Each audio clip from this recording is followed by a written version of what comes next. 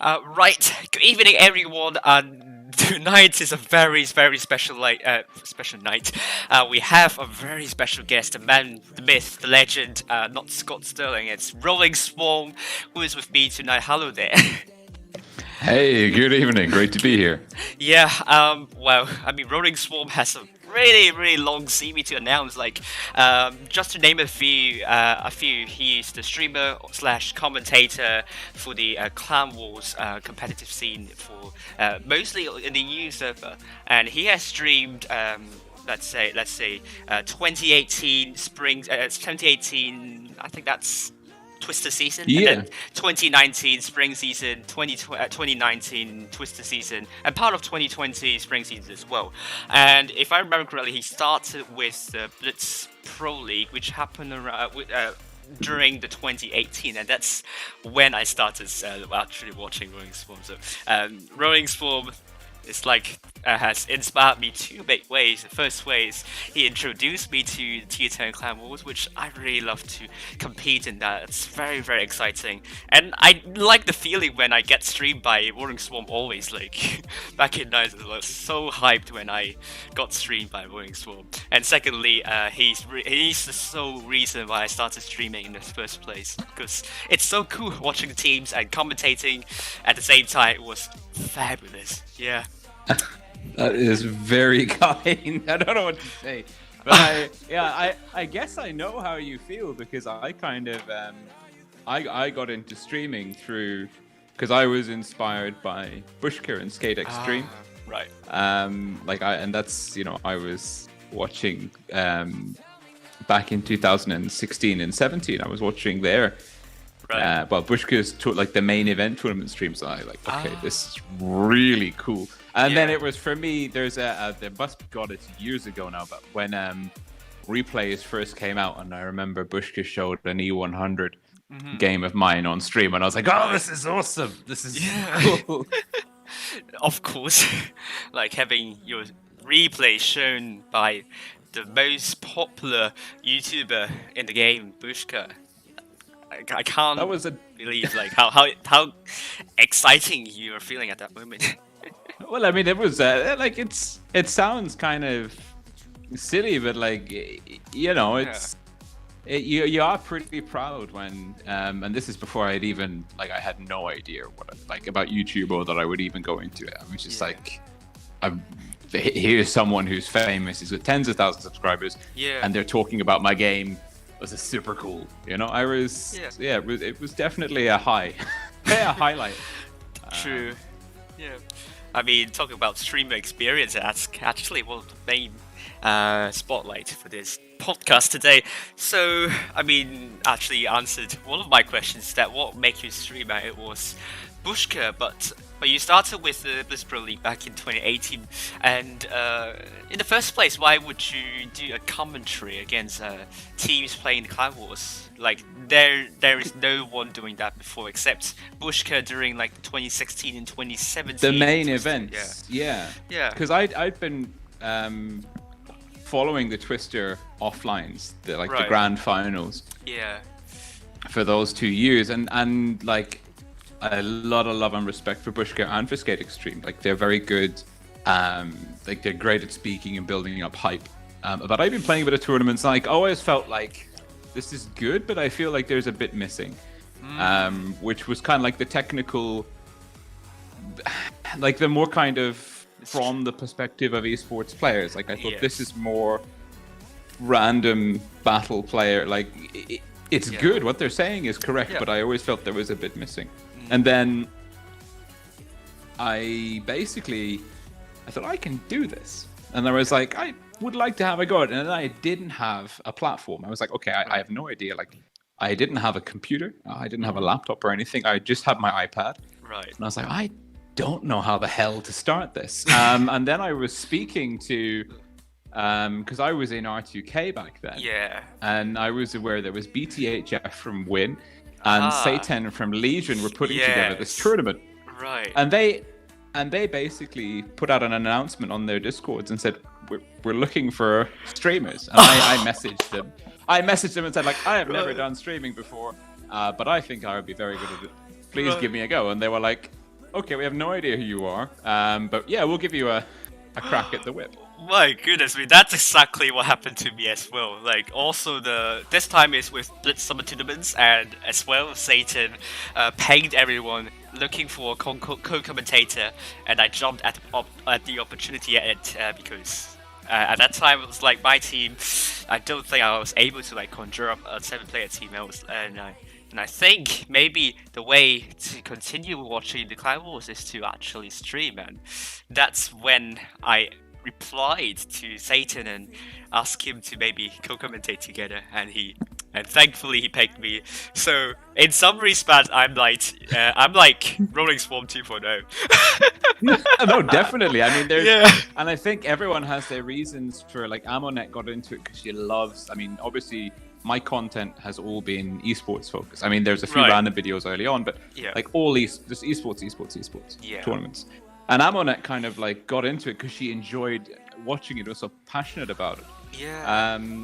And I think, but as well, because it is quite a time commitment. But what I True. found, because I was playing, I've slowly over the last few years, I realized I'm never going to be at a level, mechanical skill wise, even temperament wise, to be a Right. good, like a top level Clan Wars player. Like I'm a good random player, Yeah. but also I don't have the time. Like when you chat to some of the people that are regularly making the top 8, top 4, Yeah. the amount of time and preparation and training they put in is just astronomical. And Very. I even in spring season with R2K's second team this year, Yeah.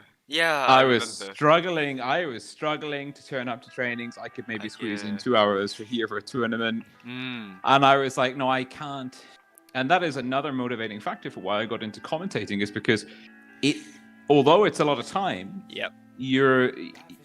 it's considerably less time than training and playing for tournaments. True. I agree. Like back in the days when I was like training with my team and leading my own team, you can go like in 1 week you can go like 6 days with training or tournaments, and it could be a lot of effort. And I mean, I'm also a caller back in the time, so even out of the time going for training and so on, as a caller and tactician, you also need to watch a lot of streams. You need to view a lot of content to understand how You need to how you need to good clans organize work. your team. Organize your Yeah, team. you- Yeah, create you need to get, like- tactics. Yeah. Strat sketch or what tactic, whatever program Yeah. you're using, or just like however you're doing it. Yeah. There's like, you got to plan, you got to coordinate, you got to train, Yeah. and that's a lot of work. A lot of commitment, and you just Yeah. you don't watch just one video to review. You need to watch a lot of them. Like I have to go back to your streams, especially, and Ammonet. I still remember PK on Blitz, or the like. Well, I'm not going to comment on that, but yeah, every stream, it's important for me to learn how good teams operate, and sometimes I can like getting inspired in terms of strategies here and there, and they're really good learning material. And that's actually like when you speak to, I think now it's been like the top teams, they do a lot of scrimmaging and they do try and get information on their key opponents. But I Yeah. think there's a lot less, at least in the upper echelons of all the servers now, there's a lot less kind of scouting footage of their opponents. Right. Unless there's like a very, like within a season and there's a similar map coming up. But I would like to think that probably like a lot of the entry level teams and mid-tier teams, Right. particularly because the streamers tend to follow Right. the top teams, Yes. that I would like to think that they are like watching that and kind of going, okay, so Raid or Legion or whoever, they did this on this map. We Yeah. can do that too. Yeah. Like that's the thing. You can cannibalize these strategies. Right. Um, And yeah, I totally agree. Like I do remember one time, like, it's not just the top clans, sometimes the kind of mid-level clans as well, and sometimes the mid-level clans, what they demonstrate is a really, really good initial strat. And I do remember back in the Fort Despair, I remember almost like copying the entire Narvin strats on the north side, just because I think that strat is so good. And then it's like, yeah, it works most of the time, so I was so happy about that.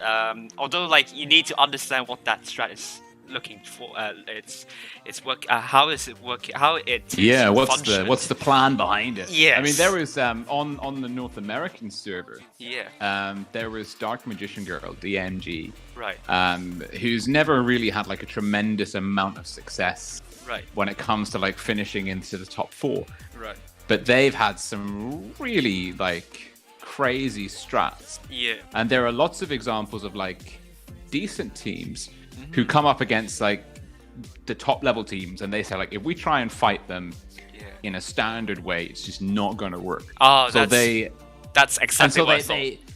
And then they pull out the out of the box, thinking like, okay, like we can't beat them with a standard lineup, but what happens if we take 7 bat chats on canals?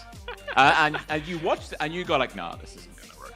And then it gets very close to working, and you think, okay, this almost worked. What happens if you have like a god tier team with extremely good mechanical skills running the same strat? They're landing more shots, they're taking less damage, like, and then you kind of like, you think, well, maybe like in the right hands, these kind of crazy strats could work, but they're always risky and they're very difficult to test. Well, first of all, hello to everyone who just joined the stream. Hello, Spicy and hello, Skills.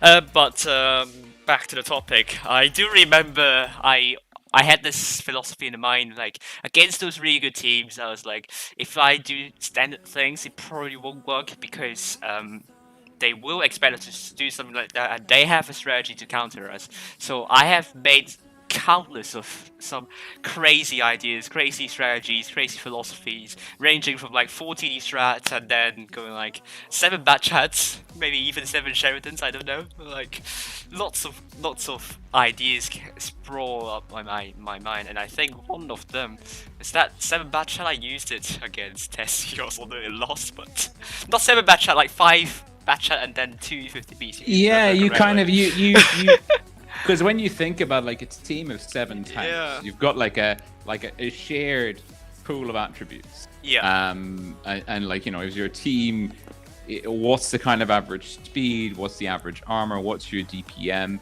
Yeah. And you can by min-maxing certain things. Right. You of course, like if you take like the 7 bat chats is a very good example, because it does some things very well. Yeah. And then it physically can't do others. So by min-maxing certain attributes on your team, you can excel in certain situations and combat scenarios. And the art form, of course, is in ensuring that your engagement is along those lines, rather than on the enemy's terms. So, for example, 7 bat chats, you know you want to be playing a very mobile game with a lot of cap control, and you don't want to go into a city area. And also, you want to be very, very narrow, like very, very grouped together. So that's how you can lash out your kind of the clip there. Grouped together, or I mean, spread out with the ability to apply damage in one place. I mean, you can have 7 tanks right next to it in one big group, but if you can't shoot past your teammates, your DPM is whatever it is. Even if you have like 7 tanks, imagine Canal, you're all on the other side of the river, but you're completely spread out. If you can all engage the same or similar targets, your DPM is just as good. But that's an extreme example, because then you know, you can rein it in a bit, and then you can say, okay, look at Fort Despair. You can take a very heavy lineup, I suppose. Oh, we lost. Look for like. I think I lost you a bit. Sorry, I don't know. It automatically assigns me to an AFK channel for some reason. Sorry. I was talking all the time, but like I don't know what happened to Discord. But let you continue. Yeah, so I was just saying, like, you know, the 7 bat chats is is an extreme. You can rein it in a bit to like a more sensible example where you take a heavier setup on Fort to Spare. It's the same principle. You're min-maxing certain attributes. So you're taking a heavier setup so you can play the city area, I think it's the A, B, or the BC cap, whichever one it is, at the expense of kind of getting control of the open corner. But you kind of give yourself maybe a medium and a mobile TD to still control those areas and flanks. It's like conceptually, that's what teams are trying to do at the strategic level when they're taking their lineup, is they're trying to... The strategy is designed around like it doing the right things on its terms to win. Or, you know, there are some teams which say like, okay, we're going to be very reactive and adaptive, and you take like a very versatile team composition, and the current meta really favors that. You know, you've got tanks with reactive armor and speed boosts, and you can really kind of get like a very well-rounded jack of all trades team. And you can say, okay, we're going to wait and see what the enemy does, and then we're going to base our plan off what they do. True. So this, I just find it as a kind of like a strategic and tactical space to kind of work within. The range of possibilities that you get just at tier 10 with 40 something tanks and 20 something maps. I think 42 if I remember correctly, or 43. I think I almost have every tier 10 tank. I have 42 tier 10 tanks in my garage. So unless I'm missing a premium, there's 42 at the moment. Probably maybe a collector, maybe. I don't know. Maybe.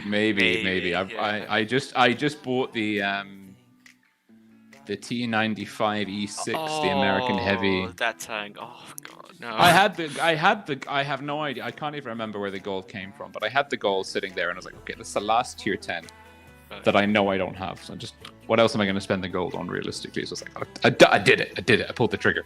Right. I see. I would like to collect a lot of T10s. Like, someone said the VK 9.01p is very good, although I really want to try it out in the future. But we'll see if it's going to be released. But yeah, I would rather buy tier 10 premiums or collectors all day long than the tier 8 ones. I mean, it depends what you need and how you run your account and what your kind of profit margins are. I think there's a lot of sense in having a tier 8 premium or two to grind credits.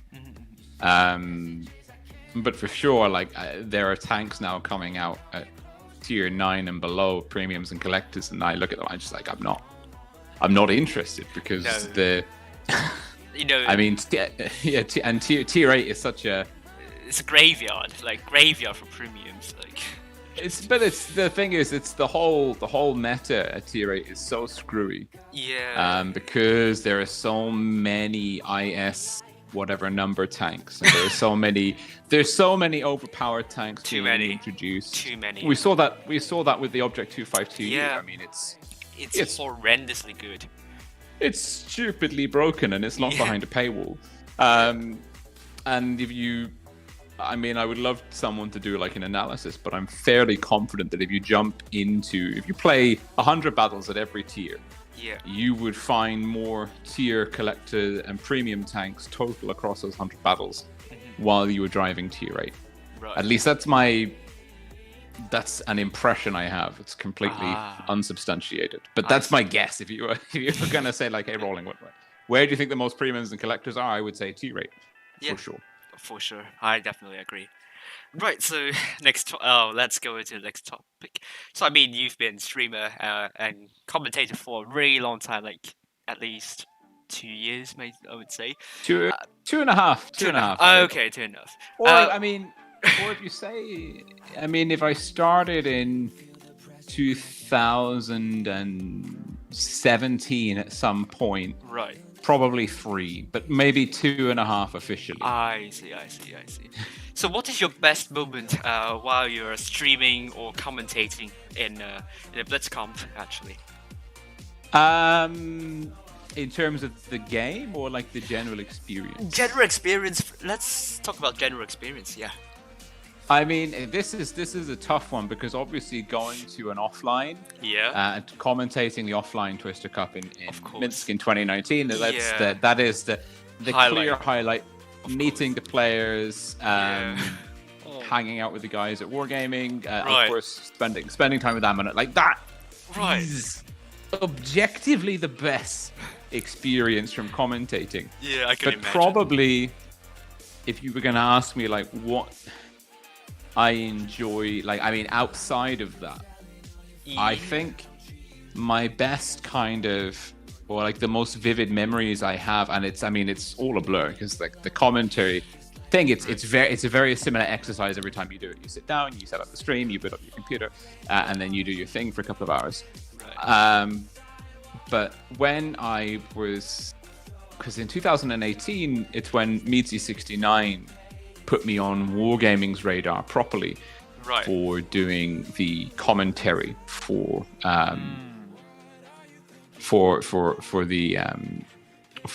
the Twister Cup offline, the online part. Sorry. Right. And that was the kind of like the first major tournament that I covered for Wargaming with the tokens or whatever they are on the stream.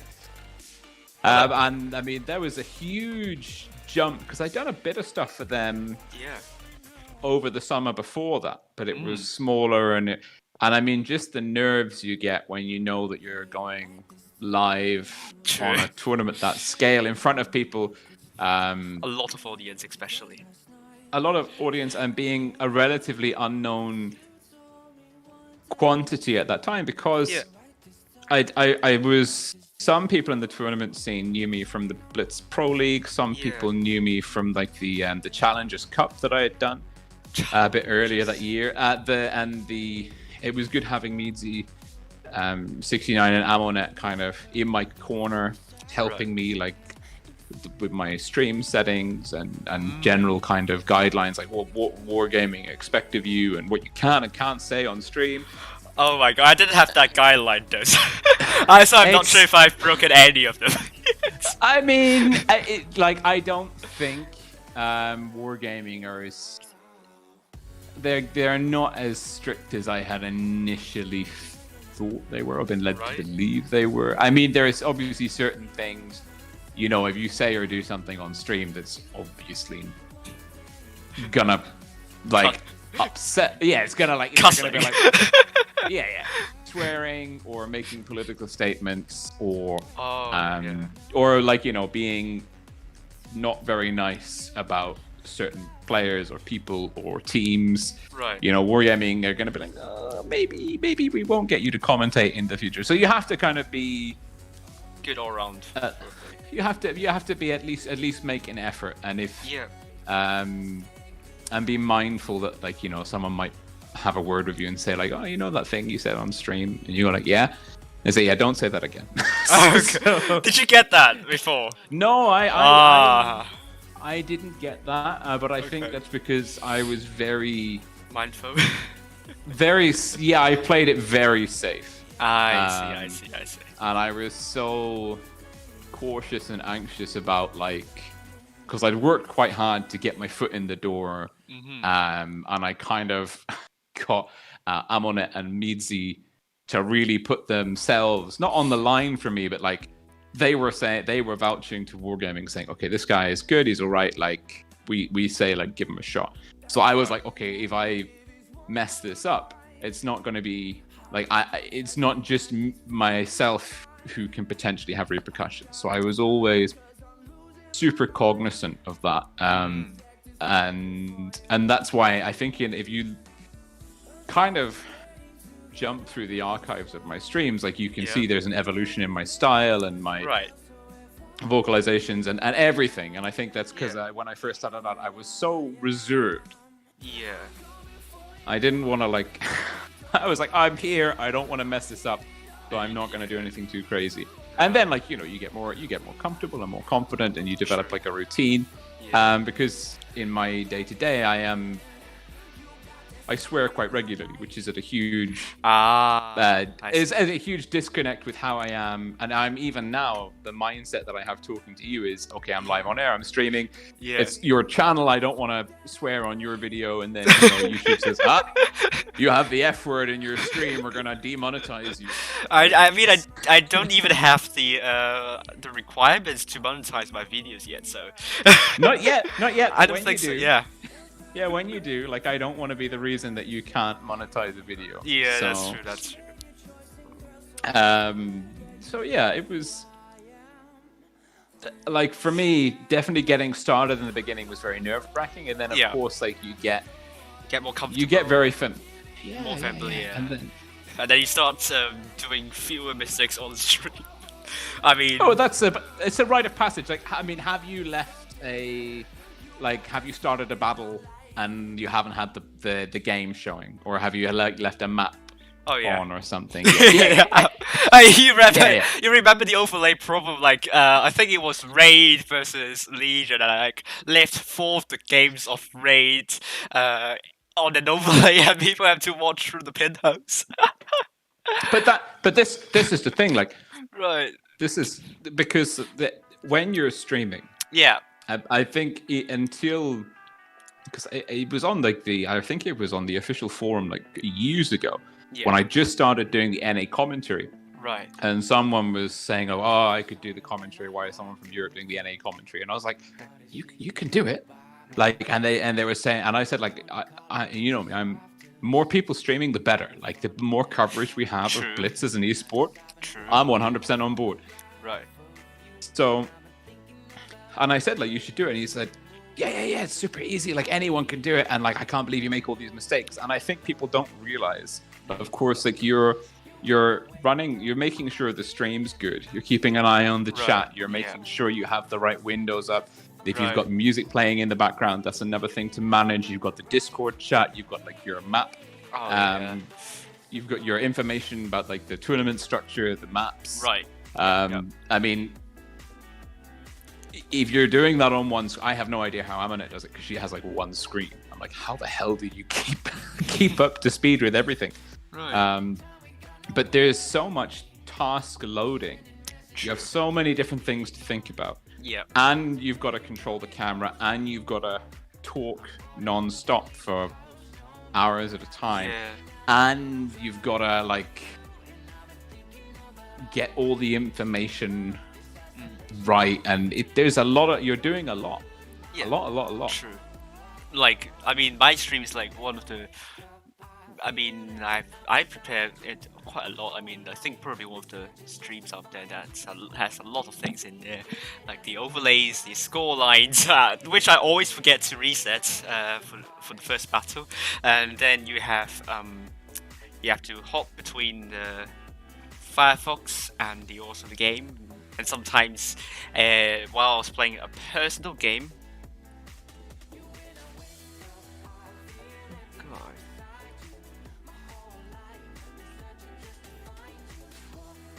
You timed out again. Yeah, I don't know why it timed. I kept on saying something, and Discord was like not picking up what I'm saying. I don't know why. But I was saying like my stream is like one of the streams that has prepared a lot. I personally believe, because like I have like score lines that I constantly forget to reset at the start of the battle. Oh god, yeah, that's another thing. Like we did that for the because Satan gave us the overlays for for the Blitz Summer tournaments, the BST.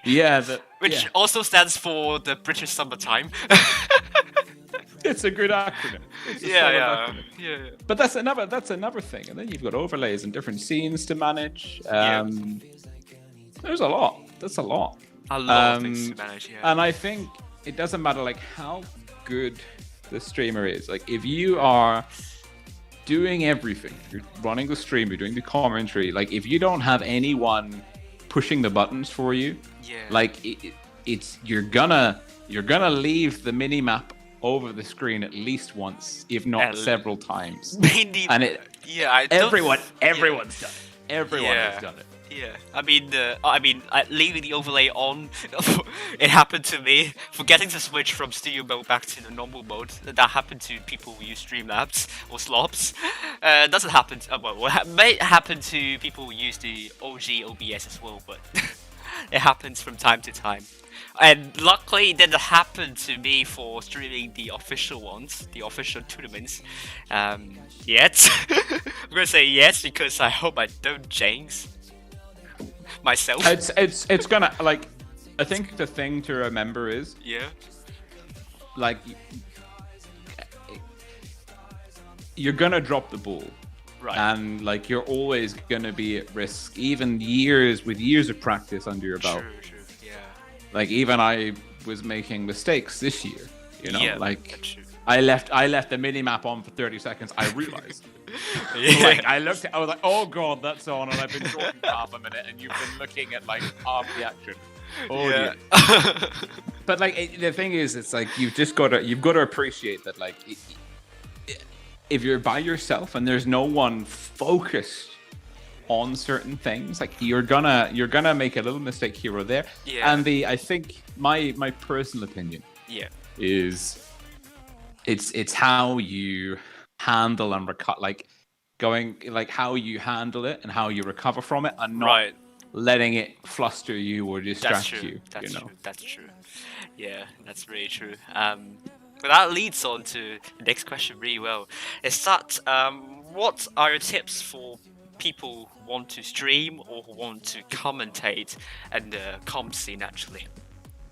The first thing that you're going to need to do is speak to people that are already doing it, and like you want to make sure that your setup's good, right? Yeah, that you have a, you know, like, I mean, and you don't need something fancy. You just need to make sure that you get, like, OBS is free software. OBS Streamlabs is free software. Yeah. If you have a laptop and a fairly decent internet connection, right, you can stream Blitz. Yeah. Like that's it. Right. So you'd like is just to, and probably like there's a lot you can research yourself online, but make sure you know that you like. Yeah, it took me, for example, my laptop has an NVIDIA graphics card. Right. It took me about 2 weeks to understand why OBS was only showing a black screen when I was trying to get it to capture the game. And then, like, you know, I was going through it, and I eventually found this one forum that said, oh, you need to make sure that the game and OBS are running off the same graphics card. And I was like, is that it? Is it one setting? Is it really that simple? But, like, so the thing is, get it all set up. Yeah. Don't be afraid to ask for help. Like, speak True. to people that are streaming.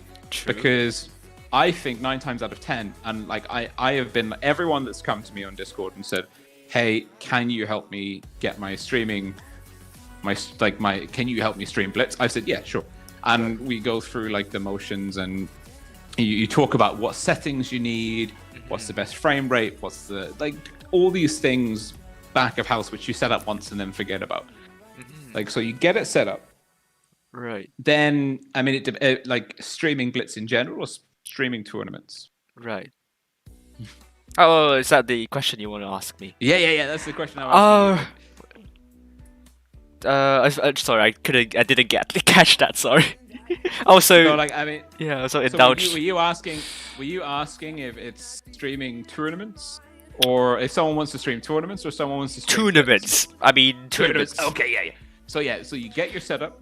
Then what you need is practice, because True. like Wargaming are not going to let you stream an official tournament until you have proven yourself to some degree. So what you need to do is you need to find a group of, like you and I did. Yeah. You find a community tournament. Yeah. You get involved. You get in at the ground floor. True. And you demonstrate. You get like a little portfolio. You commentate a couple of games. Every tournament streamer there is has, and that's working officially with Wargaming or is even doing community streams. That's been their process. Fishy on NA commentated community tournaments. Amonet, I mean, of course, was a community contributor, right? And then started commentating tournaments. I did community tournaments, then did official ones. You did community tournaments, and then did official ones. Yeah, that's the way you get in because you have to do like basically an internship. You have to practice. You have to get a product and say, this is me commentating a tournament. As you can see, I can stream. I know what I'm talking about. True. And I'm not like being a horrible person and swearing a lot on stream. And you can trust me with your game and your company's image and let me stream an official tournament. Right. And then, of course, the other thing is, I think you need to have an appreciation of the tournament scene. Now, you don't have to be the best tournament player. You don't have to know everyone on all the teams. But I think you need to understand the mechanics of tournament gameplay. That's true. A little bit. I think you need to know a little bit about the history of tournaments and a little bit about the main teams. A little bit. Like, you don't need to know a lot. But, you know, you need to have like a couple... You need to have a basic understanding of the kind of building blocks that go into tournaments. And you have to have a willingness to speak to and engage with the tournament community. True. Because if you... Like, the thing is, the vast majority of people that are watching tournaments are tournament players. And if you're not reaching out and appealing to them, you won't get as many viewers for your streams. That's my take on it. I think Blitz might get there eventually, where like the bulk of the player base go, oh, a tournament's on, I'm going to watch it. But from what we've seen at the moment, not really the case. Because most Blitz players don't really get tournaments and don't even play tier 10. And you can see it in the numbers, particularly when Wargaming do a stream with like coins. Like, as soon as there's like a motivation to watch the stream, like your viewership figures like go skyrocket by 5 or 10 times. Tenfold, Like, so normally you're streaming to like 300 people. There's coins. You're streaming to 3,000. You're going, where are you people? Like, when there aren't coins, what are you doing? You know, and the thing is, like, they're not super interested in the tournament as a viewing experience. They're just there for the goodies, you know? The goodies, that's true. And that's not I want to achieve. That's something that I want to get people into, because Clan Wars is such an exciting prospect. And, you know. It's super exciting. And I think, sorry to interrupt, there's one piece of advice I would... Like, obviously, everything else I said is like practical stuff, you know? It's like, how do you actually do it? The one core piece of advice that I would give to anyone that wanted to do tournament streaming is to not... Obviously, you can copy a lot of what people do and the kind of things they talk about. Like, you know, like it's in a tournament, you can talk about tanks being destroyed and cap pressure and yada, yada, yada, and psychological sports pressure. I would emphasize having your own style. True. Like, don't try and... Because if you're copying someone else, you're never going to be... Like, if I were to, for example, to decide, like, oh, Bushker is very popular, I will copy Bushker and try and be extremely, you know, like, very good at hyping things up and very loud and expressive. And I'm never going to be as good as being Bushker as Bushker is, you know? And I think that's a lot of people, like, if you want to stream tournaments, you might doubt, you're like, oh, can I do this? Or and this is something I had struggled with a lot in the beginning, is like, are people going to like me? Am I exciting enough? Am I going to bore people to tears? Same. And you'll quickly find out, like, you know, have confidence in yourself and what you're bringing to the table and your style and your personality. True. Just it sounds super cheesy, but I think, like, if you're focusing on trying to be something, people can tell. Like, just be yourself, have fun, and like, people will like you for you, and then your life will be much easier. That's true. I totally agree. We have someone having a question for you from the Deal for Real. Actually, he asked what was the best story you have with clan interaction while streaming. That's his question. Whilst streaming or dreaming? Streaming. Oh my god. Because I'm pretty sure, like, I've done so many so much tournament commentary that I have dreamed about it at one point or another. Right. But I think whilst streaming, the best kind of interaction that I've had, it probably came from the North American server. Actually, no, probably that would be unfair. I would, of course, like an EU server player. I had years in those communities. Yeah. And actually, when I first started streaming North America and Asia, I had a lot of very positive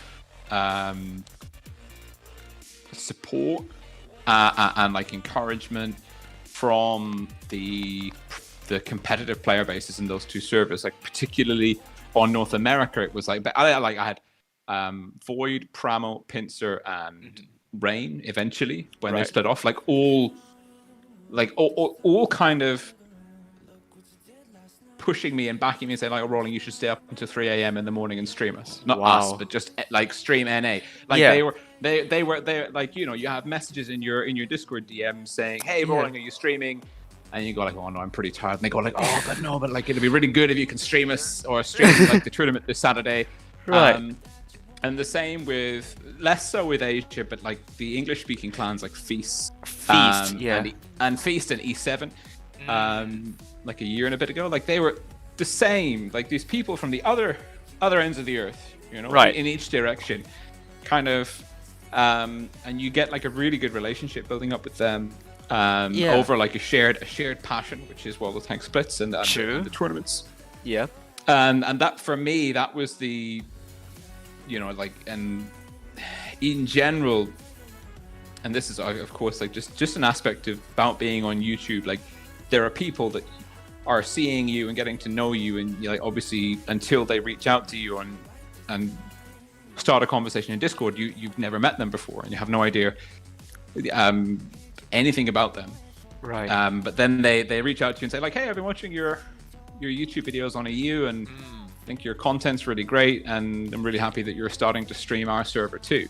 And for me, that was like, it's the community interaction, like, and it sounds again really cheesy and really stupid, but when you have people like just randomly messaging you in game, and I used to try and reply to everyone in game, like dozens or hundreds of messages during stream, and they'd be like, hey, I'm live on stream, or like, hey, you're doing a really good job, thank you, and you try and reply, and that kind of just a little, like each one was a little pat on the back saying, you know, like, and particularly, you know, there are some seasons where if you're trying to do all three servers, you end up, I mean, my job is about 50 hours a week.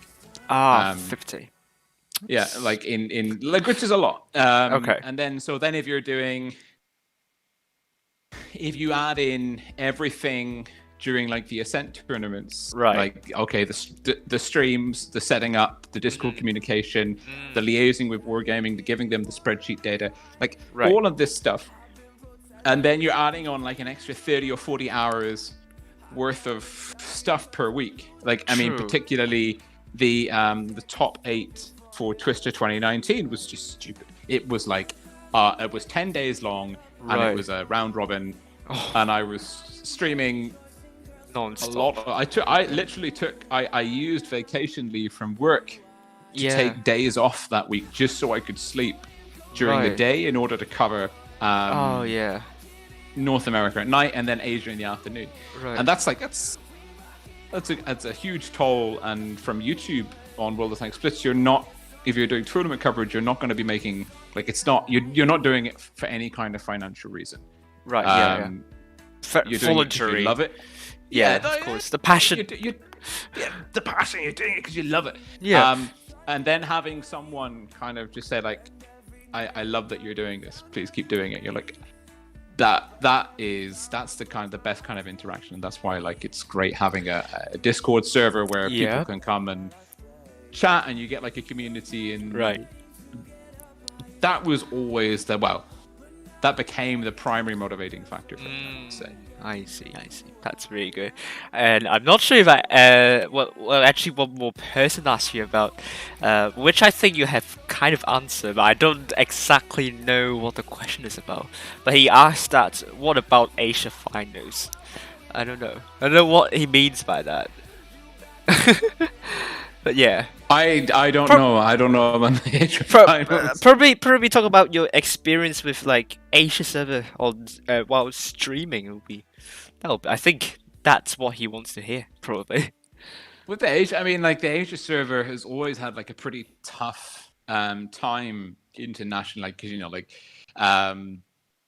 there is a general I don't know if it's a real hierarchy, but like everyone says, oh, CIS is the best server. Yeah, and then they say, oh, and then EU is the next best, and then it's North America, and then people say, well, Asia is the weakest server. And it's like, not really. No, like they're smaller. So. They're small, yeah. It's a smaller server, but there's a lot of very talented players and teams there. And for me, like I always wished that I could have streamed Asia server more because there was like it is smaller. It's a more kind of compact community. You might like cozy, cozy. There's some significant language barriers. Like there's a lot of Japanese teams and a lot of like Southeast Asian teams, Korean teams. Yeah. And like I the only Asian teams that I really properly spoke to, were the English speaking ones, which was CEST and E7. Right. So, but the time zone for Asia is probably the most difficult for me because with North America, I can just say, okay, I'm just not going to sleep tonight, and I'll go to work and I have 6 Red Bulls. It'll be fine. But with Asia, of course, like the tournaments start like around 1 or 2 p.m. CEST, which is I'm at work. So for me to cover it, it's like it either has to be a public holiday or I have to be taking time off work, which you only have a limited amount of vacation leave to use in any one year. That's true. So I wish I had been able to cover more Asian server games, and I also wish that there would be more coverage, which is why I'm quite happy that Fujit now is doing Asia as well. Yeah. And he's following Feast this season actually. Ah, fantastic. No, I haven't been super engaged with the current season. Right. It's probably the first time in about 5 or 6 years that I haven't actually like even looked at the leaderboard. Like I have always been poring over the teams and the results and the statistics and the players. Right. Like and that's part of the reason why I was always, I don't want to say so knowledgeable, but that's why I had a lot of things to say about what was going on. Right. Because I would spend like quite a lot of spare time, like people looking at the Premiership League table, looking at the results. Yeah. I would do that. I would do that with I'd look through the groups and I say, well, this team beat this team, and well, these players, I mean, they used to be in that clan, and that means that they were that commander. And I did that most for the EU server. Yeah. And you build up a really good kind of mind map, right, about the kind of top tier teams and players true. What's going on, and that helps you make predictions. But I mean, recently it's become more probably, I don't know, in the bag, in the mix. Is it? Yeah, it's much harder now to make predictions. True. Because there are a lot more teams which are playing at a higher level. I agree. Like if you look back at 2016, 17, like if it was Legion playing, there were maybe 2 teams that could beat Legion, maybe. And now like okay, like the current Legion roster, it's a different roster pretty much. Yeah. But they're still like, and I mean, like you've got LC, Endgame, Braid, Legion, Elements, FBI, not FBI, but Win. Like you've got all of these amazing teams. True. And then you ask yourself, like, who can beat these teams? And you say, like, on a good day, maybe there's about a dozen teams that might get the drop on Raid in a best of 3, or might be able to beat Legion in the best of 3. Yep. It's not likely. Like Raid and Legion and Endgame, unless they're playing each other, are probably going to win. Right. But the point is now that they might not. There's more teams that might be able to win. Yeah. And so it becomes significantly harder to kind of predict how the leaderboard is going to look at the end of like an Ascent series. Yeah. Because it just takes one good run for like a borderline team, and then you know the whole table can be thrown out of whack. Yeah, I could totally foresee that. And this is what I follow actually. These kind of teams that could potentially make upsets. And I think early on we saw on the Asia server with RN beating ID 2-1, 2-0 actually, 2-0, and it was like ID was like one of the best teams in Asia. It was like RN beating them was like amazing, and that also means my stream would go on for today actually. So it's a really good thing. And then they eventually lost out to Feast 0-2, but it's really good. I mean, back on Wednesday I followed Lost Control, though they crashed off round of the quarterfinals. I mean, like a lot of teams there that I would stream. And on Sunday, I'll be streaming Immortals, the Vamos team, which consists of Gaseo, Rameo, and so on. Like interesting stuff, really. No, that's super cool. Like Gasio and Romeo Jones used to play but they were in R2K in the spring season, and they were no, they're very good players and very good characters. Yeah, very very good characters. So, Players. I like that sort of state of flux, and I think actually like going at that, you have reminded me on the Asia server, Right. the 2019 Twister. The top 8 round robin, or the 2018 Twister as well. Yeah. Like in Russia and Europe and North America, you had like one or two teams that were clearly in the lead and going through. And then you looked at Asia server, and there were 8 teams by halfway through. Yeah. They all had the same, they all had roughly the same amount of points, and anyone could make the top 4. And you were like, the hell is happening here? And it was, and I think, and in a way, that was better, because you had you had the smallest server, but it had the most evenly split and wide and balanced field, which is just not what you'd expect. And I think you can probably explain that Russia, of course, has always been dominated by the teams that have they've been running the longest. And I mean, if you look at the players, like the 7-star, mostly C4, and C4 have had, and even 7-star had they had coaches and professional backing to some extent. And they've just got such a long experience in tournaments and clan wars. Then if you look at North America, North America is of course shaped by the legacy of Pramo and a couple of the other big names, which basically hoovered up all the best players. Yeah. And that's why they dominated for such a long time, because there was no other real... It was very difficult for competing teams to get the talent to beat them, because all of their recruits were going into the recruitment engine of Pramo. Yeah. And then, I don't know, Europe's a bit of a funny one, because there has always been quite the teams have been very stratified. Like, you've had kind of clear... There's always been a clear top tier of teams up until maybe this year, maybe a bit last year. It's kind of become a little bit blurry. Last year, definitely. Like when you had Win coming in third, third. Remember correctly, Win is a brilliant team, but very good team. I don't think, and they've been together for a very long time, and they've got great talent. And I mean, the 2019 meta was so their cup of tea with mobility and DPM. True. But no one would really have said, no one, at the beginning of the Ascent series for that year would have said, hey, I reckon Win's going to get a top 3 finished. They said, no, I don't think any serious person would have excluded it. Yeah. But I don't think anyone would have bet on it. Yeah. I totally agree. Yeah. So, and I do wonder, why sometimes EU has been a little bit more... There have been big jumps in skill between the top teams to the middle teams to the bottom teams. Yeah. And I think now and probably as we go along. Yeah. And obviously the player base in tournaments gets bigger. Yep.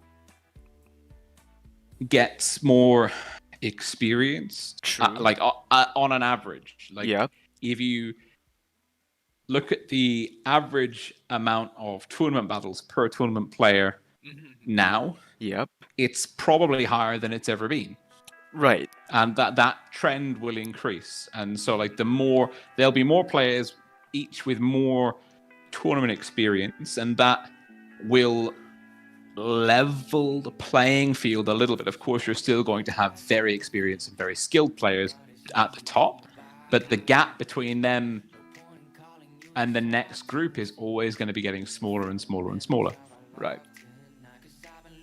And that's something really good to see about the competitiveness. I think, if not for the ban of the region for this year, could have been the most competitive year I have ever seen. Okay, I didn't get bugged out. That's good. Yeah, and yeah. I mean, you went silent, and I was so afraid that I got I'm still here. timed again. Yeah, it's good. But yeah, but this year arguably one of the most competitive, and I even have difficulty predicting the top 8 for this year. And I mean, Well, I know a lot of plans that could contest for top 8. It's not just 8, maybe like 11 at least. Let's say. yeah, I go would for say top- like I would say like a dozen teams to go Yeah. into that, like on the EU at least. Yeah. Maybe more. Yeah. And I do think maybe the fact that it's not, because the prize pool has effectively doubled. Oh. Like if you look at Twister 2019, it was $100,000. Huh. This year, the major season, it's $200,000, but it's split into pots of 50,000 across the 4 servers. Now, what it's actually going to mean is, and the way that they've done it, I'm kind of in favor of it, because the winning team, if you win your server region, Right. you're going to win less money than if you won the Twister Cup as an offline final. Right. Like 7 Star last year, their team won $50,000. Right. The winning team in Russia this year is going to win however much, but it won't be 50,000. It will be less. Yeah. I think. Yeah, It will be. But I think it's spread out across the top 4 teams. the top 4. So, So what's happening now is, rather than there being 6 teams winning a cash, because there were cash prizes for the top 4 last time, but rather than like the main prize pool being split across 6 teams and an Right. offline, yeah. you've got the main prize pool is being split across 16 teams. Mm. 4 from each server, and I mean, we don't even know what the prize pool is in China. Maybe it's more. Maybe they're not doing it. I don't know. It depends what. Because NetEase, of course, is the publisher of World of Tanks Blitz in China. Right. Maybe it's different. Right. But there's more money. The most successful team is going to win less. However, there are going to be the money is trickling further down the hierarchy, which is kind of it, because like there, and this is going to sound mean, but it's not meant in a mean way. There are teams who are going to play World of Tanks Blitz tournaments as an esport, and they are going to know deep down in their heart, they might not say it, but they're going to know, we are not going to win our server region. We're going to try, Right. but we're probably not going to win. And that means we're not going to go to the offline in Minsk, and we're not going to win the prize pool. Yes. However, this year, they might still think, we probably can't win. But they might say, you know what? We can probably come 3rd or 4th. Yeah. And there are more teams, and that's like, it's a pragmatic mentality. Like there's more chance for more people to win more money in the current system, and that's probably motivated a more competitive field. And that's partly I mean, it's always been getting more closely fought between the teams year on year in Twister. But I think this the way that the prize pool mechanic is structured this year, it incentivizes the mid-tier teams that little bit more. Yeah, I agree. Though they cancelled the Challengers tournament, which I think it's a bad idea, but I guess. I agree. I also think it's a bad idea. Because I think, like you're trying to encourage esports to grow, and I think. Yeah. But at the same time, I can understand why they're doing it. They want to focus people's attention and efforts. Now, like the way you can think about it is if you think about esports as like a viewing, like a TV show, a viewing activity. Yeah. If you've got, say, just take the EU server. Right. Now, you're going to have your ascents, everyone's going to play. Yeah. And then you're going to stream the top 8. Now, yes. if you also have a challenger tournament, which is the next best 16 teams. Yes. That's 160 of the most invested esport people that aren't watching your stream. Right. And I mean, it's also like, you know, all of their... And not just 160 people, not 10 people per clan, but it's like the clans and the reserves and the friends, whatever else. If you are in the Challengers tournament, you're focused on that tournament, and maybe the Challengers tournament is being streamed by someone as well. Yeah, and like you get audience fatigue, and I think that's kind of why wargaming, you know, like the grand finals this year are staggered in November. Right. I could understand. Yeah. And the reason, and like for me, logically, the reason why you're doing that is because you want to have a big audience. Yep. And for each grand final. True, and the streamlining as well. Yeah. Which I totally can understand. I understand it. I think it's a shame for the other the teams that don't get to play in the challengers. Right. I think it's a kind of like, you know, I think it's a lost opportunity for them. Yeah. But I do understand why wargaming are doing it and testing it out. You know. Yeah. Because if the results aren't what they want, they can always reverse it for the next tournament. That's true. We got another question from the audience. From NubGigabyte. He asked, actually, if I can read his question here. I mean, you said about the advice early on in the stream. I mean, but he wants to know about the advice to streamers who doesn't know anything about clan politics. Well, let me just read that question for you.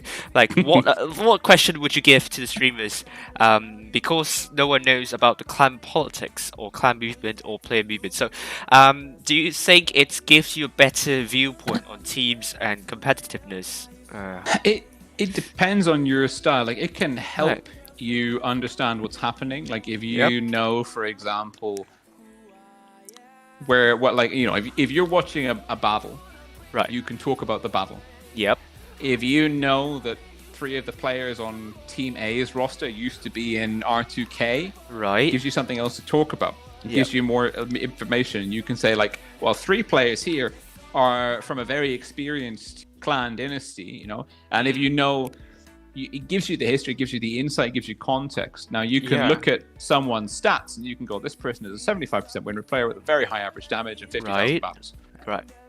Now, that person may never have played a tournament game in their life and may actually not be very good in a tournament situation. True. If you know, however, that they've been in various different clans and they've played in previous tournaments at a high level, you can say, like, this person is not only very skilled, but is also very experienced. You can understand a bit more yourself and you can create a narrative for your audience. That's true. You like... Ultimately, when you're spectating a World of Tanks Blitz match, you have 2 things that you can talk about: things that you can see and things that you can't see. Right. And if you don't know anything about if you don't know anything about the players or the clans or the politics or the history, you can only talk about what you're seeing, and that makes your commentary very linear.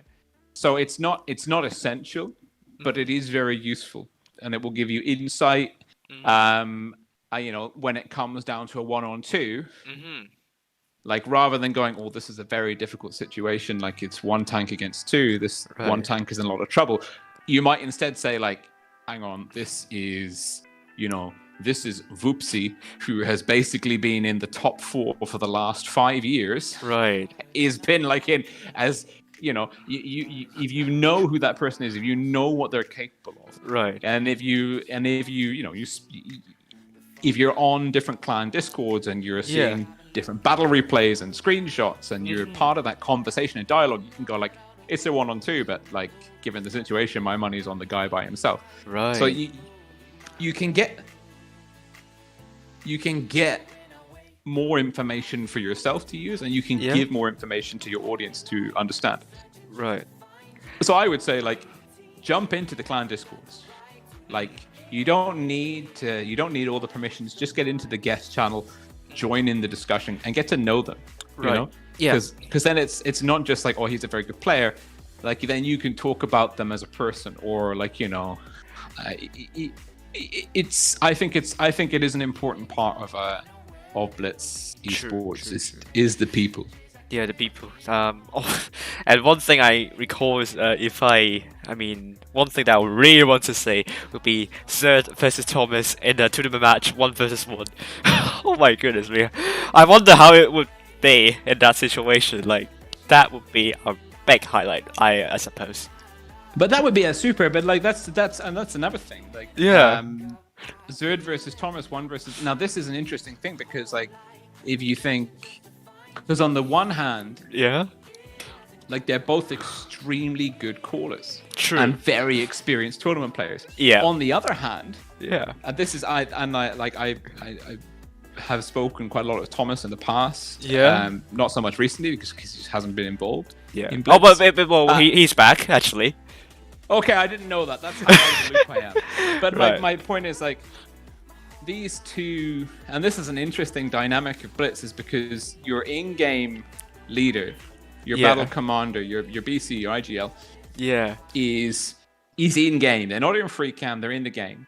And there's always an interesting dynamic because in your team, you need very mechanically skilled and experienced players who are fundamentally good at controlling the tank, that can also listen to commands and work as a team. But then you also need someone in game driving a tank who can command and lead that team. And interestingly, if you look at Thomas and if you look at Zerd, they're both better players than I am.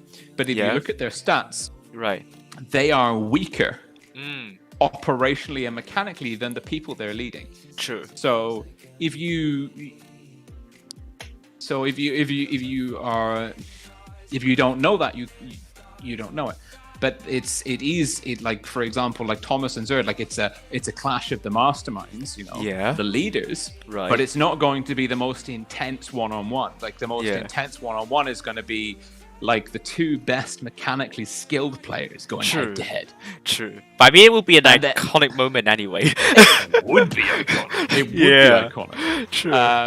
iconic. Thomas is back with Legion, I presume. Yeah, he's back with Legion. I think he played with Legion in the latest previous skill tournament. Nice. Right. That's super. That's very cool. Thomas, I met him once at Tankfest in 2017. Actually, and I've chatted to him a bit on Discord. This is actually some other advice for people that want to stream tournaments, and this is something that I found to be very useful, but is reach out to the best tournament players you can find, and ask them to tell you what you can do better. I had a lot of really good input from Thomas, from Legion. But the best feedback I ever, like the most, I mean, he didn't pull any punches. It was not a kind, I mean, it was, there was no malice. He wasn't being rude. He wasn't putting me down. But I spoke to Mike Kate from Pramo. I didn't know it. All the time, like, I mean, he's one of the architects behind the Pramo dynasty. He has been instrumental in several European clans recently. He's a very savvy and discerning Blitz player, and he's very insightful. You want to find someone who is knowledgeable and insightful, who can tell you what you're doing wrong and tell you what you can do to improve. And you have to like suck it up, not let your feelings get hurt, and you have to take on board what they're saying. And during both Twister seasons that I commentated, he was there giving me like weekly feedback, saying you did. But we were chatting a lot on Discord, and he was very patient, took his time to explain himself, and I was able to ask questions. And I'm saying, like, if you want to improve yourself as a streamer, you need to find someone who can be brutally honest with you. Tell you like if you're doing something bad, you don't want someone to say like, "Oh, you're doing a great job," when actually what they mean is, "I think maybe you should have been doing this differently, and you keep doing this, and maybe you should be doing this." And what happens is, like, over a period of months to years, that advice goes into your self-improvement and progression. And it helps a lot. So you want to get people that can be brutally honest and constructively criticize what you're doing. True. That's really good piece of advice. I probably should do that as well. But yeah, you should. You should. Don't get like a yes man or a friend and ask them like, "Hey, how was my stream?" And for them to say, "Yeah, your stream was great." Like, find someone who you can say, "How was my stream?" and they can tell you like five things you did wrong or you should have done instead. I see. That will be really, really good for my future streams, and hopefully it will build up audience from time to time. But that would be really, really cool. Yeah. We got also another question from Not Gigabyte, and he asked, how would you kind of rate the Asian top teams? Like, how would you think, would they be able to beat the EU top teams, let's say, or something like that? How do you think Asia top teams are there in skill level compared to like other regions? Compared to other, like, if you look at the very top of Asia, it's probably not comparable to the very top of the other excluding China, because China is an unknown commodity at all times. It's probably not at the top level. It doesn't compare to Europe, North America, but that's the top of Europe, North America, and CIS. True. Like, if you were to ask me, how do North America and Europe compare to the top of CIS, I said, like, CIS is always going to be better, always going to be stronger at the top level. That's true. And up until last year, I would have said the top of Europe is better than the top of North America. But as we saw, well, I mean, there was a lot of factors that went into that. There was, like, the fact that North Rain basically took their primary 7 player. They basically said, "This is our top team. This is our best 7 players. These are the ones we want to go to the offline." And they beat Endgame. True. And Endgame had 3 or 4 of the players from the squad, and then they had 3 or 4 substitutes turn, like, very good players, but basically you went from having a cohesive unit, and then you had to sub in people that hadn't done the whole career development and progression with the team for the season. And you end up with a weaker unit. You end up with a team that's not the same as the team that won the server. So it's very difficult to compare offline results with online results, because a lot of it depends on who can and can't travel for the offline. And if you look at the mobile masters for Amazon, North America have always done very well with that, but that's because they're in the same time zone. They haven't had to travel very far, and all of their primary team have got to go. But then Russia, for the mobile masters, I think they had 2 of their main. They had like 2 of their main team and 5 substitutes. So, these realities you may not know, but the offline can be made or broken by the ability of people to travel there. True. Like, the comment, like, I was not going to tell you during the Blitz Twister 2019 offline that, like, Endgame, the team that's representing Endgame today is not actually Endgame. It's like Endgame and random friends who Wargaming have allowed to represent them. And Endgame will know that, and all of the main tournament players that kind of socialize with Endgame on Discord will know that.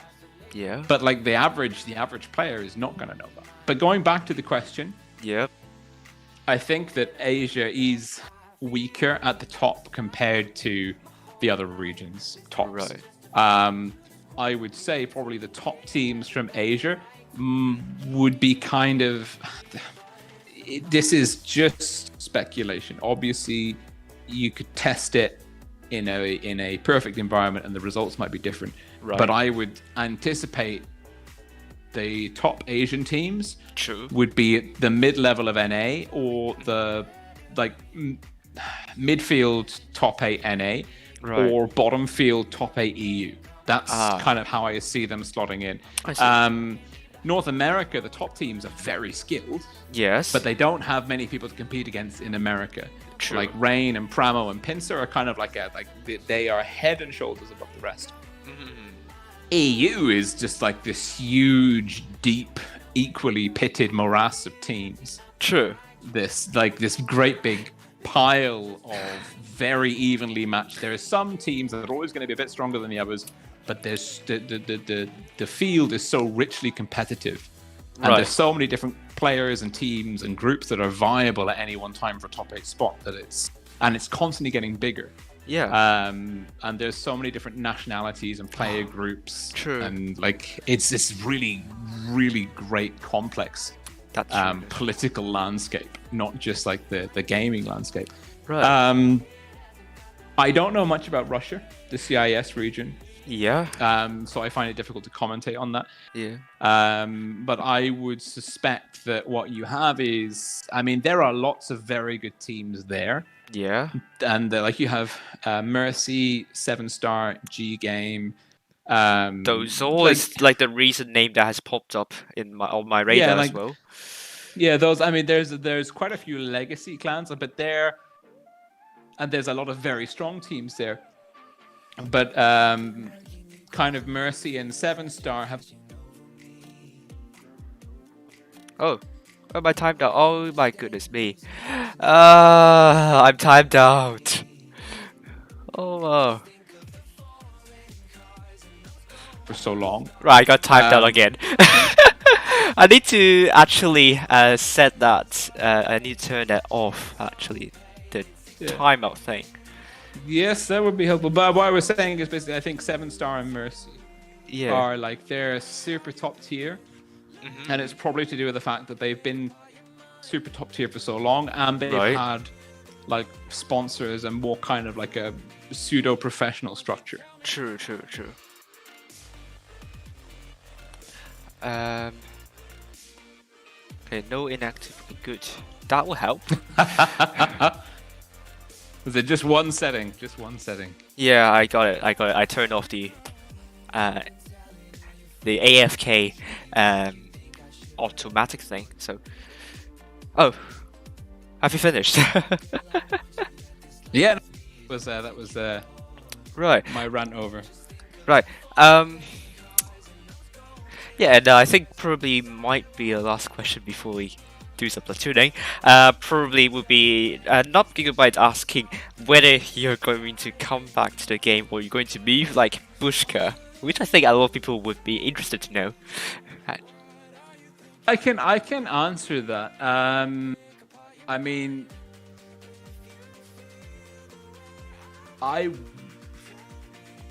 It's very difficult. My personal circumstances have changed significantly. Right. In a good way, that is to say. Good way. You got promoted. No. Well, yes, but also not at work anyway. Right. But for me to come back to commentary, and I'm not gonna lie. Obviously, I really enjoy playing Blitz. Yes. And I really enjoy commentating it.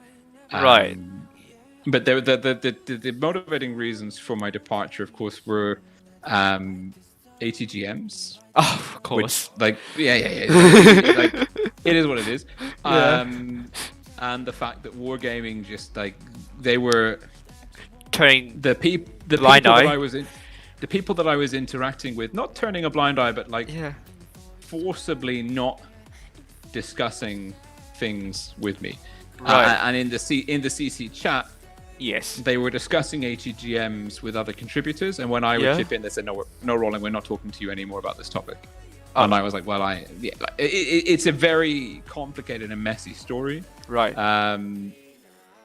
But if for me to come back, ATGMs have to go. Right. And it has to be wargaming. Sorry. It has to be wargaming that say, Rolling, would you like to come back to do commentary? Ah, yeah. I can imagine that.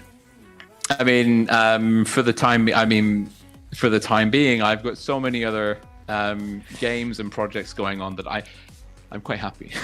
Like for the last 20 days, I told you before we even started on voice, I've been playing Eve Echoes. Yeah. I've logged into Blitz to do my my birthday tank missions, but other than that, and I said this is the first year of tournaments in Blitz where I haven't logged into the website to follow the table. Like I'm just I'm not interested.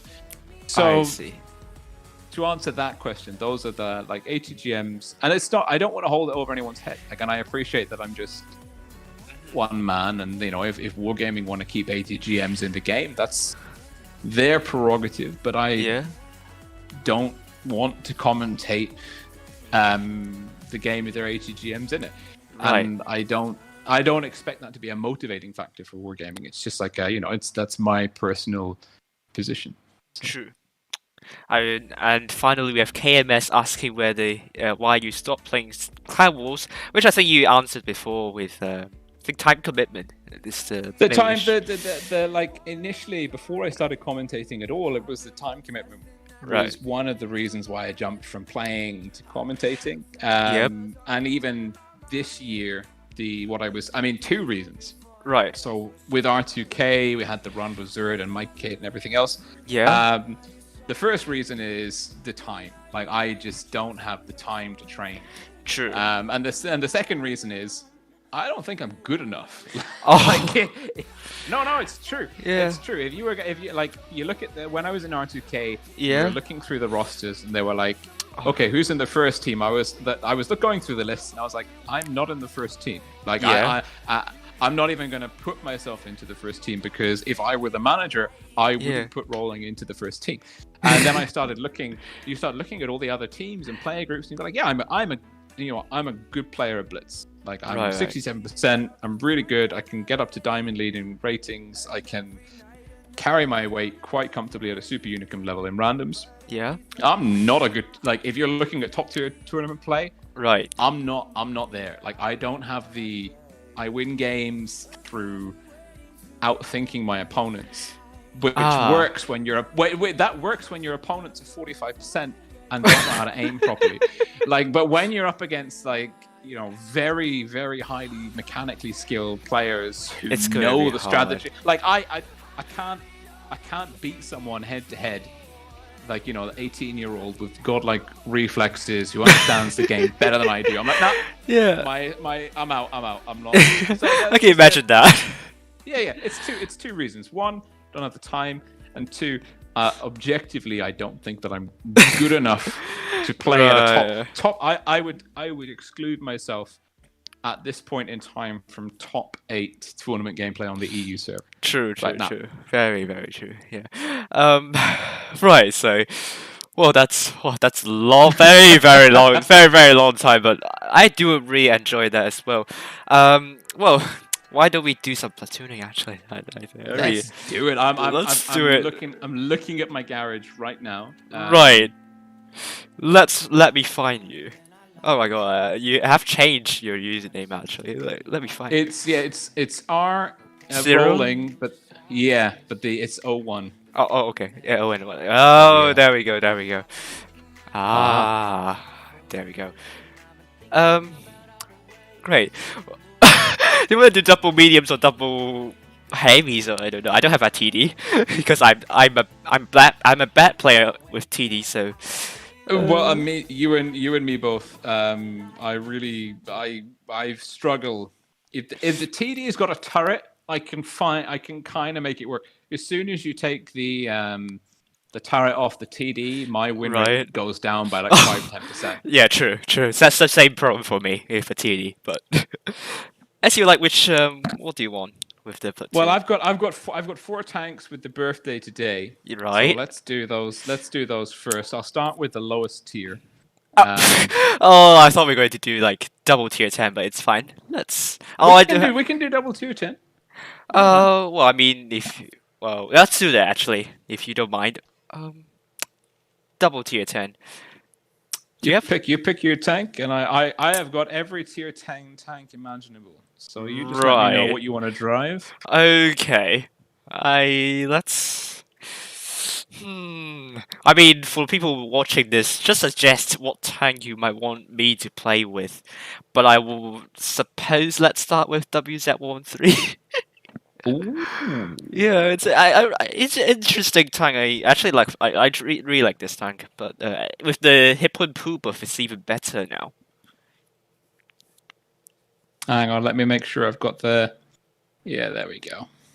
Because I'm premium account not gigabyte, so maybe I have like 1,539 of those boosters. Going to do some boosters. Like 1-3 is one of the least profitable tanks out there, which they should buff that. I don't see why Wargaming should not buff the credit coefficient. The tiers 8 to tier 10 credit coefficients have been horrible. But that's how they get you to buy their Their premiums, of course. You know, you need to buy a premium account.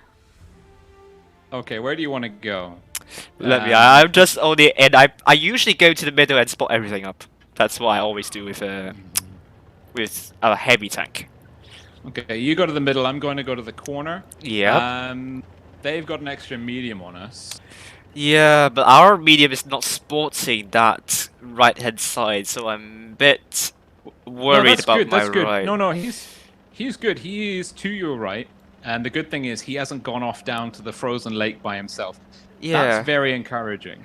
But Right, the position I'm going to, if I get shot from the right, then I'm in all sorts of trouble. Oh my goodness me. I was so aggressive. Oh, I've got the corner, but I've got Oh my god. I almost made a mistake over peeking, but 268 didn't shoot me. It's fine. Oh, I've got an E4 here and no support. Oh dear, oh dear. I probably could get some support. My back, the 30B is not aiming at me. Maybe I could shoot that E4 maybe? Or WZ11. I don't know. I don't have gun depression, sadly. Oh, this is going to be a very bad game for me if I don't have Yeah, that's why I worry that the tanks behind me are now going to shoot me, and I'm in some sort of trouble. I'm trapped, unfortunately. I have to work a way out for that. The IS-4 need to tag that out. No, I am also trouble. Let me see if I can kill him. Got him. On the 30B. I'm gonna get the E4. Oh my god. I'm dead. But yeah, I'm dead. But I think it'll be fine. I think our team can do it. Yeah, that's why. That's why I want my T62A to be on my right, just because those enemy mediums will be shooting me from behind, and and otherwise I can't take that position. But that position is important to spot up the enemy heavies going to the corner. That's why I always go there.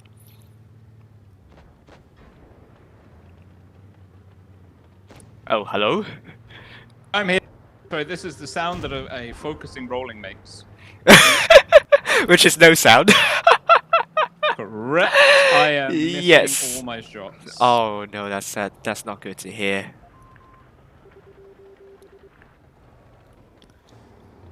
Oh my god. The mouse is going to kill a WZ, which is good. Hopefully our medium can kill that 2Z and someone kill that 2Z. I think we are fine. Oh my god. Oh. Yes, there we go. Oh, that was a bad game. That was a bad game. I didn't do well either. I think they did 1.6 and my worries have been realized. But the team is winning us the game. So I'm totally fine with that. Though I think I need to do better in the next one. I missed a lot of key shots. Yeah. Mouse is doing it. And Mouse did a really good job here. Chat is turned off. That's a good name. I appreciate that. Yeah. Oh, he's gonna get a round kill. Oh, that's good. Really good start for the team. Like solid not for carry me. By the mouse. Yeah. I got the corner, which is what I wanted, but I did Very little when I was there. Yeah. Chat is turned off. Right.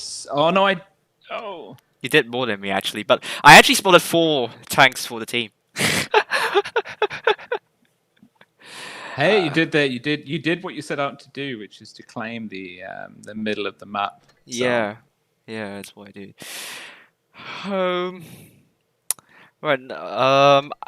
I had the stream with low latency, not the low setting though. So if I do countdowns, that means you might have some delay. So that's not advisable in my opinion. I don't want to do it with ultra low latency because that could mean that your stream would be having a lot of buffering issues. So that's why. Oh, you're going for a bad chat. Right. Yeah, I work my way through. I play a vehicle, and when I do the win rate multiplier, Yeah. then I move on to another one. Okay, I think that would be a good Well, idea. Well, actually, I just I didn't actually. I had a by 3 multiplier on my 113, so I have another game in the 113. Oh, let's do that again. Because I still have a by 2 in it now as well. Right. I didn't realize. Right. Oh yeah, the battle pass. Yeah, they released it recently. And the bad thing is you cannot turn off that multiplier, and that's very, I don't know the word, like annoying. It's annoying. It's yeah, annoying. Exactly. Yeah. Okay, let's go right. Right. Okay. They've got a lot of they've got heavies. Yeah. because it's you and me are the heavies. Yeah. They've got an extra heavy, but their VTs are not going to be useful on the right flank. Interesting. And actually, what we want to do is we want to catch the mediums Off guard. out. Yeah. Over there. I'm trying to think. Like we got to see what our because also our because what I was thinking is that I can just rush middle and then just get that middle spot quickly, but then I might be in trouble because the heavies are there. I think so. So I think going right could catch them off guard potentially. I think I will take the hill there. Hold that ramp on the hill. Yeah. Oh my goodness me. See we know that the VTs are over there. That's such a dumb move by the the grill. And the griller. if you can get crotch shots off on this WZ maybe. One. Yeah. Maybe that will help. Which I wouldn't do at the moment. Bounce. I'm not sure if I have enough accuracy for that. I'll try. Which is not the case. It doesn't go through. I also bounced an easy shot. And another one. No. I'm sure RNGesus is trolling me because I've just shot the sides of those 2 tanks and done objectively nothing. And I mean the 1-3 is not the best tank for shooting at long range, so we probably might need to relocate at one point. Oh god. Better than a lot of tanks. Okay, the 111's doing it again. Yep. Oh my god, okay, the 111. Now I know that I'm getting trolled. Yeah, I can't even get penetration here. Because I'm so far away, I definitely need to relocate. If that's what I need to do right now.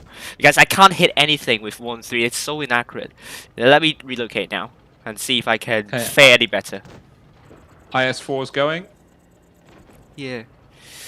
Yeah, I might be able to spot up tanks in the spawn, any enemy spawn. That's what I'm going to do, so that I can have better accuracy. I don't know, but like the current situation I'm in, that's Waffenträger. Oh, shot once at me. Oh my god, I spawned up a lot of tanks. Oh my god, why is that E50M at the spawn?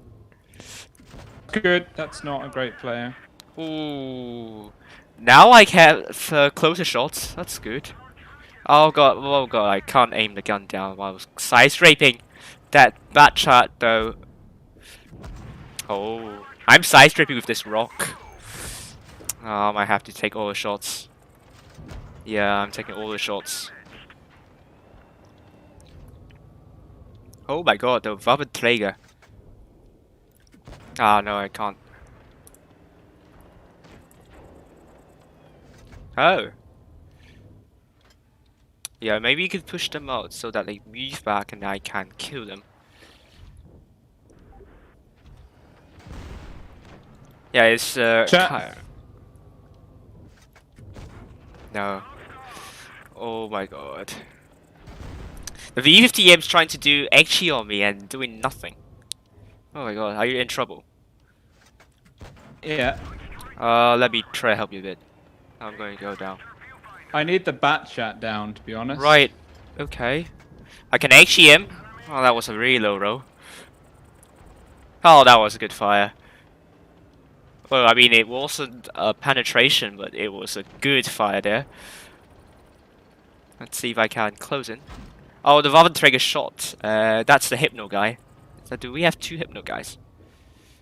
Oh, he's tracked. Yeah, I'm gonna... Oh, maybe I could get that.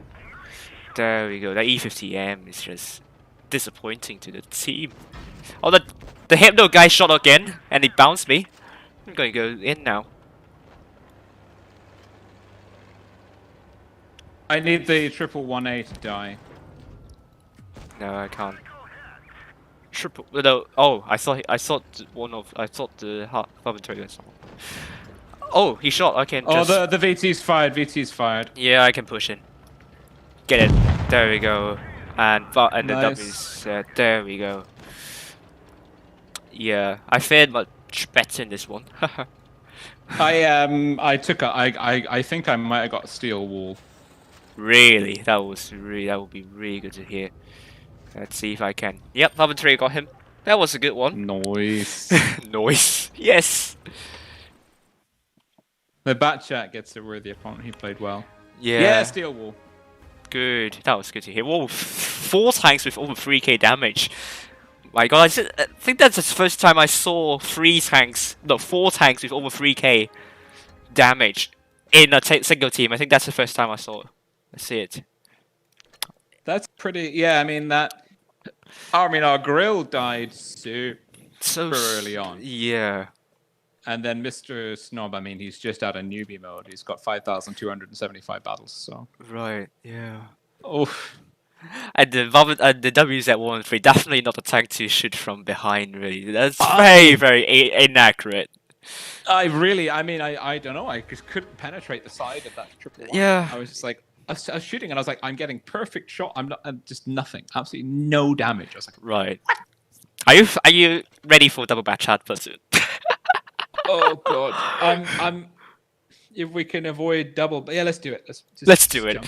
You know what? It worked for me before, so I mean, it's the first time that I do a double bat chat together, but it could work pretty well. Oh god. And of course, has to be supremacy. Well, let's see who we got here. It's going to be fine, don't worry, okay? I mean, I'm going to do the swatting, as always. The bat chat is there to spot. We have an advantage on this flank, but the enemy Yep. we've got a mouse. Right. Actually, we don't have an advantage. Let me spot first. And I'm going to do a very aggressive spot. To the bush. We have a 2-tank advantage on the open flank. The only thing that we have is the mouse. Right. That's the kind of the limiting factor. Right. There's the Sheridan. The Right. Conqueror's coming this way. Well, the Sheridan's coming for me. Oh, can I shoot the Conqueror? Don't think so. I don't think so. There's 2 heavies. I think we should rush the VTs Sheridan. Or the Vickers Light. I'm going to go with you. Yeah, let's go for the Vickers. But I'm not there yet, so you might have to wait for a bit. Oh, careful, Sheridan. Oh god. Oh god. You're going for the Vickers or Sheridan. Sheridan, maybe.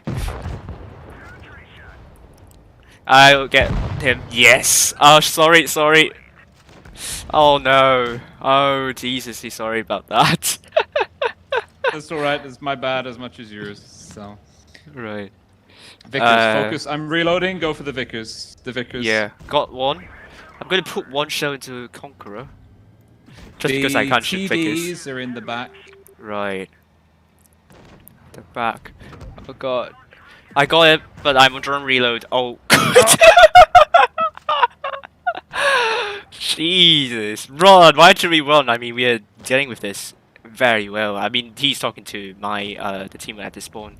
On drone reload, almost there. I'm going to kill that Conqueror, so you don't have to waste your clip. Oh, this is going to be hard. We need to kill off these kind of TDs. But do I have shots over here Don't think so. No.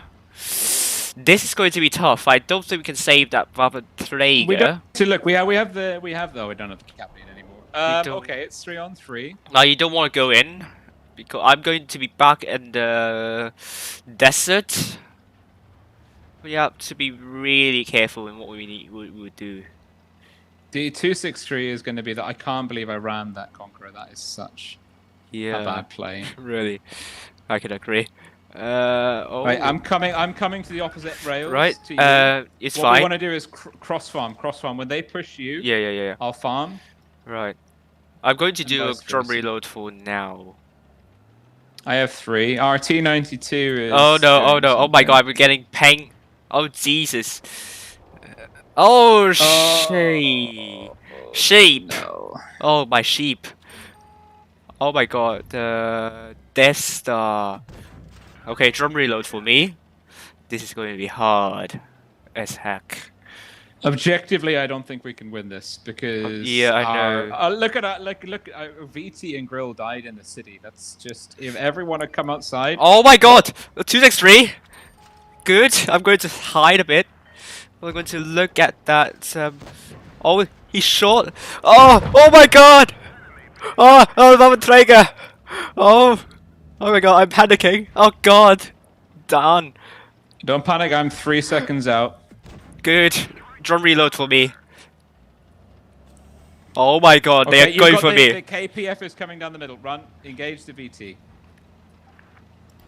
Yeah, I'm going to do a circle of death. My God! Come! Oh! Right, go! I'm running.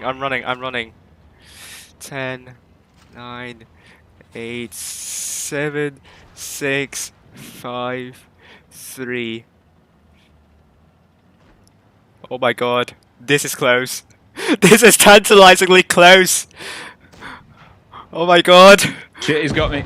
Oh my God! Can I get a foot clip? He beat my. Oh my God! He beat my traverse numbers. Oh my God! No, I'm gonna die. No, This is fun. It's fine. I messed that up. This is so close. I mean, oh my God! That was a game. That was a game.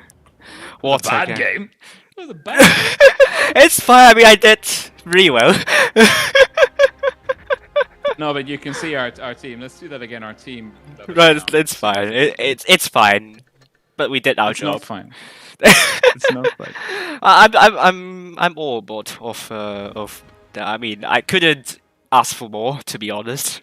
Like my batch average damage is like 2.4. Like 4.2 is good. I'm happy. All right, let's go. Let's go. I'm not gonna ram the. I'm not gonna do a stupid overextension. Yeah, let me. It's fine. No, I lost. It happens. I lost all my hit points. I know. It happens, really. Let's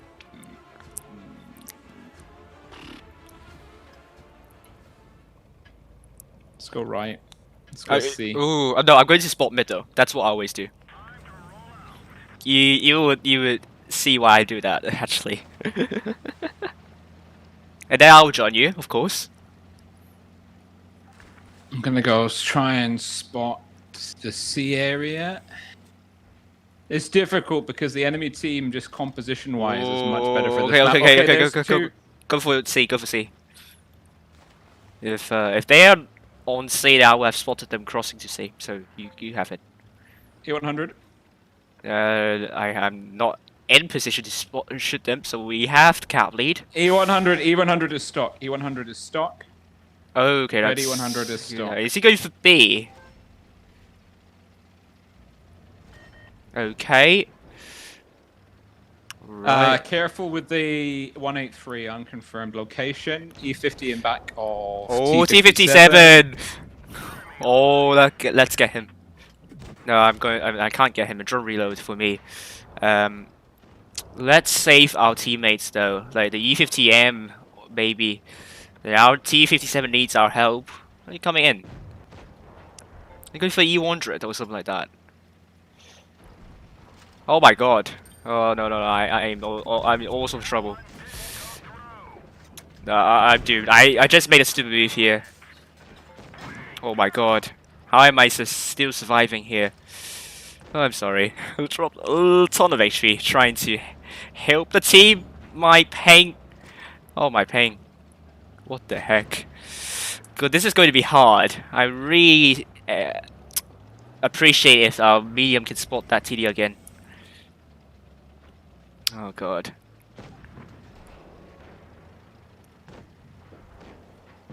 This is going to be a hard one. Ammo racked. Oh my god, that's bad. This is going to be hard. I'm not very healthy at all. I lost too many hit points trying to make a move like that. Oh, I'm not able to shoot. Yep. Nope. Reload and relocate. Yep. Let me just do this first. I realize I think I'm trapped. Go back. Go. No. Turn. Face red spawn. What you want to do is run with the building as cover. Get unspotted. Now just. I think I'm going. spotted. Yeah, I'm going to run to that. Hopefully not in spotted on the way. Yeah, I think I'm fine. Now, actually, don't turn. You don't want to go all the way around there because the. I know where the there's one shot. Oh. T92. Oh, okay. We know where he is. I know where Death Star is. So that means I can try go to the enemy spawn and see if I can pick up something.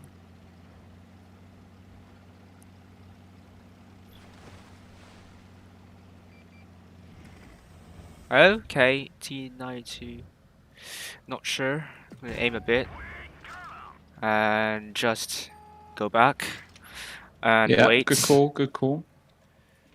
Oh, he's going for me, I think. Now run. Yeah, run. If you've got a speed boost, drop it now. No, I don't have it. 49 seconds. That would be bad. Oh god. Rendezvous on your TDs. Go the whole way round. I am doing that. And my medium is in some sort of trouble. Oh god.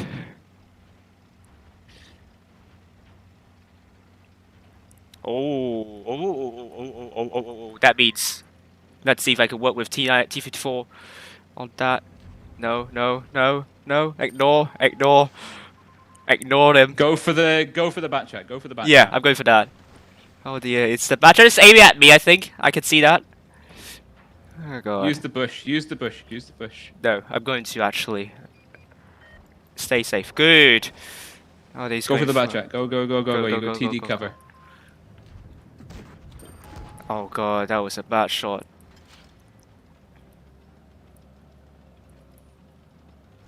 .54 is there.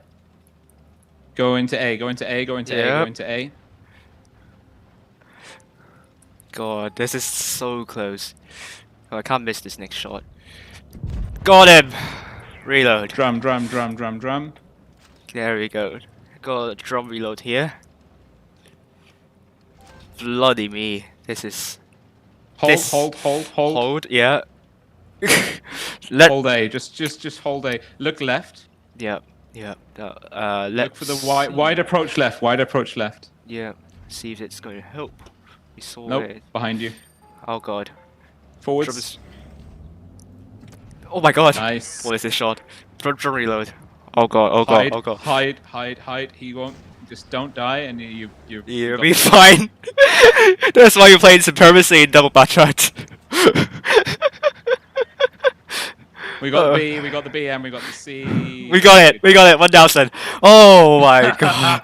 Oh, that was close. Good job, man. Thank you very much. Oh god, that was so... I can't believe it. I mean, I dropped all my hit points at the start, which is not good at all. I took 2 hits. Yeah. I'm racked. So I mean, I. Right. Oh my goodness me. What other tanks do you want to play? I'll pick a tank in our match. I prefer not doubling up on tanks, just because it's a recipe for disaster. Okay. Let's go for... Yeah, this is hard to pick, to be honest here. 1-2-1B. Let's go. Nice. Go back with encounter. I hate supremacy in random matches just because it Really? gives because it gives an excuse for the team to spread out, and I hate to see that. That's why I always play in encounter. Just that there's a higher chance that people will bunch up together, and it's better for me to work with. Unless unless we're playing double batch out or double projectile, then I prefer the supremacy, just because just because it's really a training thing. It's actually a training platoon for me for double batch out, double projectile, potentially double leopard one as well. It's very good training. It's for focus fire and also getting the cap pressure. Really good stuff for me to work with. Okay, STB1's gone right. That's Right. actually a good location. I'm gonna go encounter cap then. Oh no, I Right. sense there. Oh my god! Oh my god! STB. I got No, it's some a good. FPS drop. You're in a good. You're in a good position there. Yeah. Who's our? We got a bold platoon. Okay. The grill. That was a bad shot. Oh god. I can shoot the gorilla. Good. Oh. Ah, We that don't was have a bad eyes shot. on the 183. But it'll be fine. I think we are fine. Stay safe. They're pushing right. There's the 18. No, not a 183. Yagaru. Oh yeah, I saw the 103. No, that's Yagaru. Sorry, I thought we only have they only have one TD. Oh, we also. Oh, wait, do they don't have 183? No, it's my bad. Okay. Oh, wow, are we winning by lost- caps? That would not be fun for me for my every damage, but okay, no, I jinx it. Totally. Right.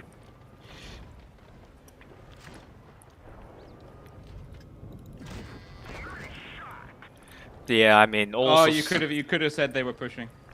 Did they did not. They did not actually. Yeah, but they pushed. If they're there, they can see me on the cap. Oh, I'm saying. sorry. So like. Yeah, I Yeah, know, I'm I know, just- I know. You lost all of your HP potential. You'll be going through that. I'm going to relocate. Actually, see, I could go to the front line for that. No, I can flank E75, so on. Okay. So I have the back side of the STB1 and E75. Someone's trying to shoot me. Potentially that gorilla.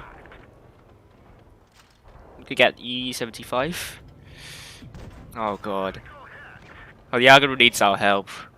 But I can't. But you can't help me. Yagaru, let him die slowly. Let his hit points bleed out. No, I can help him, so it's fine. I'm still very, very healthy. I'm gonna rescue that. Grill. No, that was a bad miss. No, that was a. Oh god, sorry. Saw that. Ram that. Get the momentum. I can't get enough momentum for that. Oh, thank you, whoever. It was me. Thank you. Oh, okay. Yeah, I can side straight in. It's fine. Yeah, I'm gonna let the team kill it for me. There we go. What a game. Nice. Noise, yeah. Tankot say, imagine helping your team. I always help the team. That's why, and that's what I always do it, because it's not just about you in a 7-player team. It's about the team. So if you want to win, you sometimes need to help your team to like kind of rescue them out of sticky situations, unless they've gone stupid, something like that. Exactly. Yeah. Exactly. What am I taking now? If I can claim my box of gold, which I think I should get it. Oh, Vegas Light. Do you want double Vegas Light, or do you? Yeah, we can try it. We can. Try Oh it. wait. One thing I will try. I think I tried it before with people. It's that one Vegas Light and one FE4202. So this idea is that you help me split up the tanks. Then I am not going to play as a medium. I'm going to flank around immediately. Yeah. So that's kind of my idea with this kind of platoon. Okay, let's give it a crack. Yep. And after you spot it, you probably want to join me, and then we can flank together, and that's what we can try and see if it's going to work. All right. Yeah. Otherwise, you can't play this tank alone because you can't. I mean, you can't frontline with this. Well, the enemy team is double ATGM. We don't have any ATGMs. Oh my And god! they're also much heavier, so we can't play City. And actually, we're probably going to lose on the right flank to the ATGM. That is just in Peekaboom trading. This is really shit matchmaking. No, this is not good for my tank. I can't flank, so I'm going to go with you on the right aggressively. I mean, they can. I mean, I can AP them easily. Just it's not a problem for me. Oh god. Oh god. Oh. Now I can come up and let's farm that Sheridan off, or our Wraith into that. Let's focus that. Oh god. See. They are not playing well. I'm going to take a hit by that ATGM. Yeah, I did. Can I actually? Bye. ATGMs who? What's our ATGMs? What? Coming around the corner, Jäger. Coming around the corner. Yeah, so yeah, I've gone up. Standard B should be the next target. Okay. You can get shots on Right, him. I agree. Or maybe that FV. Yeah, then stand the B. Good. Nice. Okay, Nice. let's go flank the Jaegeru. The heavies are in the there. I'm gonna go around the corner. I might He's die. aiming I'm at gonna me. go around. I'll take a shot for you then. Okay. I don't have to go. I'm gonna let that. Okay, he shot. I'm gonna try and track him. There we go. And oh, 2 and 5B both. Yeah. It's very obvious anyway. Cash monster. Oh, that was a very poor bounce. There we go. Well, that's not too hard for us. The AGMs on the other team are just bad. They, yeah, they got DPM'd. So Yeah. Jesus, our tortoise. Oh, 7CD on a list. Yeah, he is good. He's really good. Let's have a look at the. I said it was like the team, like the tank composition was bad, but Right. the bottom three on our team are white. Yeah. But then us, the top three are pretty solid. True. So. True. Let's see. What are we going to go next this time?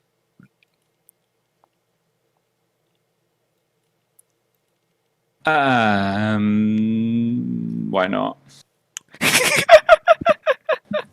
Sheridan. What pairs up the best with a Sheridan? I don't know. Level 1? Level 1? No, I'd like a DPM, so a Leopard 1 or a Progetto. It's quite good. Not Progetto, because Progetto is nerfed heavily, so I go for Leopard 1. I mean, a Progetto is only good when you do double Progettos. It's not good otherwise. Well, really? When did they nerf it? 7.2? No, I think well, a few updates ago already. I mean, if oh, goodness me! Oh my gosh, should not have activated that. Oh, oh my god, I'm so sorry. But I activated the ×5 booster. Now I have to play a low tier. I'm so sorry.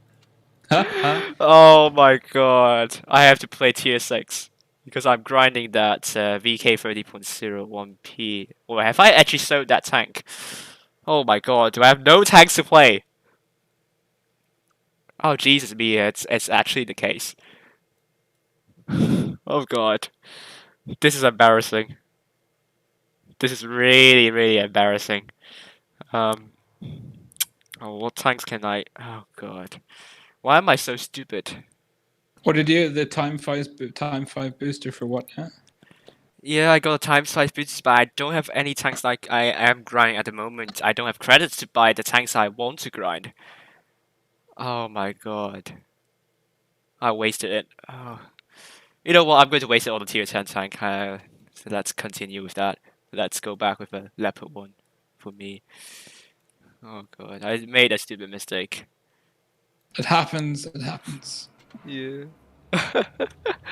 Before I start, let me turn on the lights. Because it's very dark.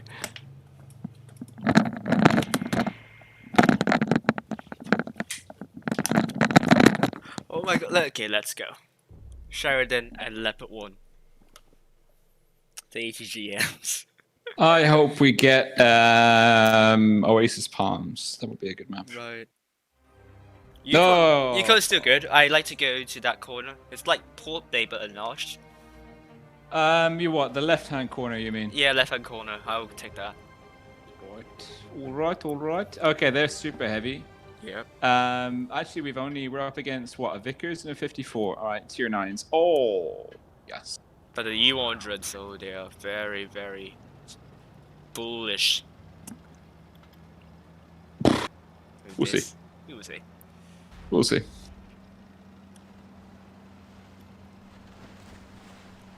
We're going to do. We have the same idea in going in that corner. Oh my god, I have some frame drops. Frames drop. They're not there. Interesting. Oh my god, you're in some sort of trouble. No, I'm good. Oh, you good?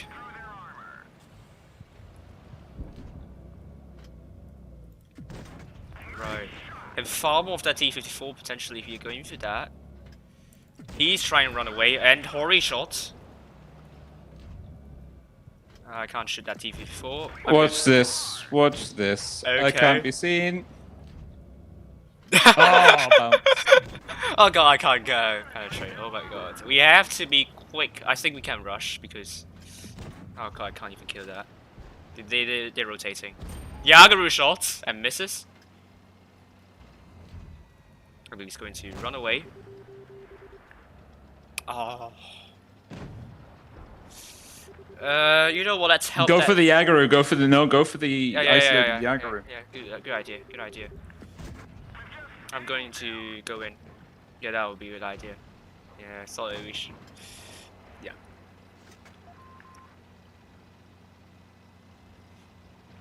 See if I can track him.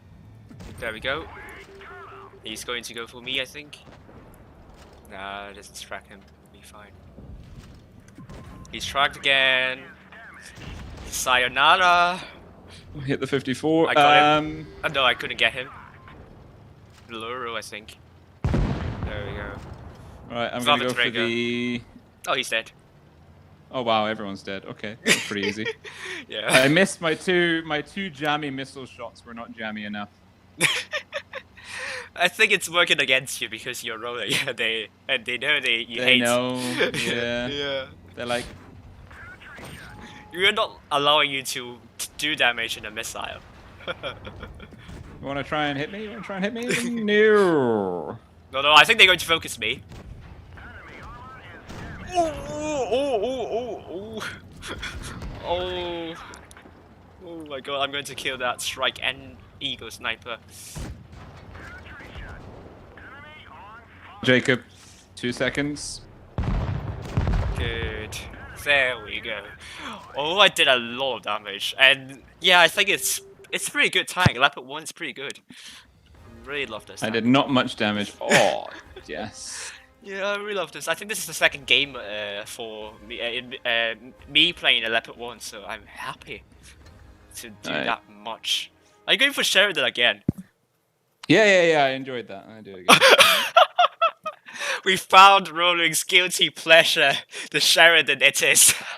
I'm at the I resisted. I told Wargaming for like 6 to 8 months it's broken. And the only way you can unbreak it is to remove the ATGMs, and they were like, no, it's not broken. I'm like, well, I mean, I play every other broken tank more than unbroken ones, so you know, yeah. I think it's broken. I'm gonna use it. Right. So let's actually. I mean, you want me in a DPM tank? I'm going for a 140 then. Yeah, it makes it just because what happened in that one is everyone was too busy focused on me. Yeah. And actually, like in that situation, I'm kicking out like with the ATGMs, I'm safe, but I'm kicking out like not much damage. Right. And you in the Leopard 1, just there with your little DPM laser beam going. Yeah. Yep. Thank you. Oh my god, I really love that. But that can happen quite quickly and easily. Okay, left is such a good call.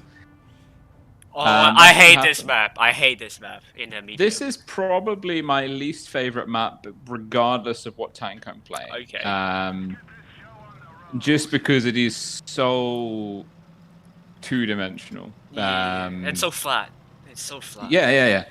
It's just. Okay. Our heavy's going the other way, so we have to be You careful. can get scuppered by like a really bad team. Like you can be a True, great true, player, true. but a bad team can let you down. Now we need to see. I bet the enemy have No, gone. I think we have to be careful because our heavies haven't spotted anything. What we need to do is when the heavy. Okay, our 62A has been spotted, which means yeah, there's a 57. I'm gonna be able to get a shot into him if he. Someone try to someone try to shoot me for 640. I don't know who. They're here. They are here. They're pushing on us. Slowly, catchy us. Let's see. I might be able to push. No, Sheridan's here. Yeah, I mean for heavies, actually the worst tank, the worst map is actually Castilla. We need to. Oh, we're in trouble. We're about to lose our 62. I think we need to make a bat. Leopard 1, let's rush that. Yeah, I'm reloading. I've just got a shot off into him. Right. He is going to shoot. I'm going to put the alpha on him. Right, where are you? Okay, good. Good. Can I... Oh, okay, good. You're safe. Bye. I mean, I notched him so that he can't shoot you there. Yeah, I saw. Thank you. The 57 next. Yes, can I kill it? I don't know. I think you should try. I don't think you I go for the 57. I'm gonna try and get a shot off into the other Sheridan. No, I think I can only kill the Sheridan. There we go. Oh dear. Oh dear. Oh, Vaventräger there still camping at the back. I'm still very healthy, so I can go in. We're good. The enemy tanks are all very low. Yeah, it's fine. Oh, Vaventräger shot. Good. Can I ram him? Oh, lovely. There we go. That didn't do a lot, but it's fine. No, but we our team actually played really well. Really well. Look at the damage spread. It's like 5 tanks with over 2k and like 500 damage of difference. So really strong. Our that would just worked quite well. The enemy team was uncoordinated and overextended and kind of got a little bit confused about what it was doing. Yeah. Our heavies came in effectively. Yep. And our mediums and TDs basically let the enemy overextend into us. Yeah. That was nice to see. Okay. Pick a tank and then I'll. Okay. I'll pick a tank this time.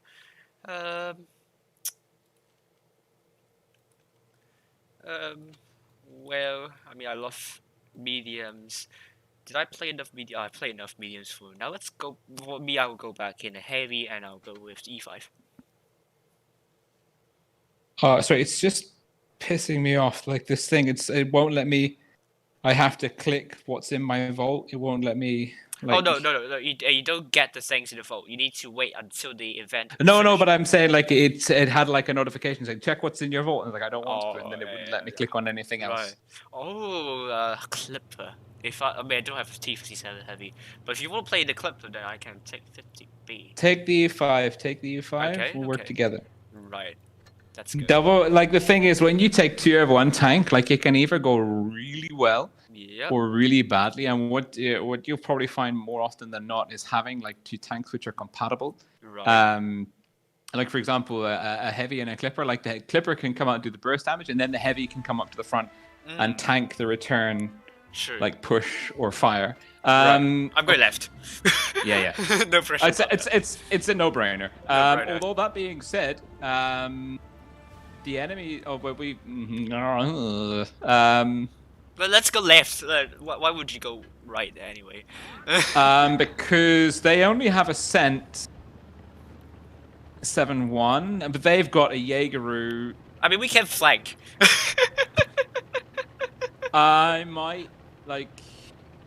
I think it's fine. Because the worst case scenario is their VK72 takes the top left corner. Right.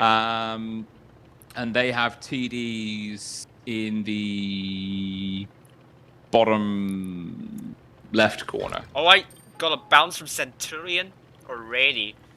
Okay, so the sense there. look where I am on the mini map. I Like saw I'm it. in a Oh, I weird think position. I think I'm isolated. What I'm gonna T57. wait. I've been spotted. I'm gonna. Oh, the 72's here. Right. You need to play really passively. You Yeah. don't have much TD support. Yep. Okay. I'm in loads and loads and loads and loads of trouble. Oh, that Yagaru is not going up this. Ooh. Because what I'm doing is I've got two TDs behind me. We've just taken the enemy T57 to 50%. We've killed the 71. I don't know where their 183 is. I'm gonna assume he's passive in the backfield. Yep. That is. Oh, I got hit by 640 but bounced, so the Vaventrig is in front of me, of course. Oh, I can shoot the T57. Maybe. If anyone gets eyes on the 183, I will pay good money for that information. Right. There he is. Oh, so we spot everyone. Okay. Vaventrig is in front of me, so it's fine. Everyone's spotted. The VK is reloading. He's down to 78. 57 is the priority. Yeah, I tried to get Jozo. He's pulling back, so I can't get him. Yep, you're doing fine. Oh, low roll, you bum. Oh, Jozo is out of position. So, bye. I'm reloading. I'm going to try and get into the back of the 183. Yeah, you should be able to spot Vaventrig as well. Oh, and how the... that bounced to Death Star. Yeah, like, definitely know he's here. And I shoot that Death Star. No, it's hard. Ooh. Oh dear, I think I'm fine. I'm reloading. No. I am 5 seconds out from just popping the Waffentrager. Right. 2, 1. Go in. Oh, you jammy bastard. 2, 1. Oh goodness me, that was a very bad shot. 4, 3,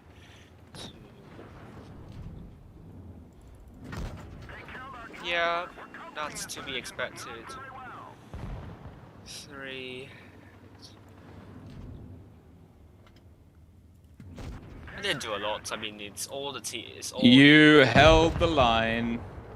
Alone. You did the absolute key job, which is you didn't let them push round, which meant we could pincer them effectively. True. But you did a lot. That's really good for you. But I'm fine. I got a lot of. I got like 4k damage, 2k assist damage. True. So That's I am.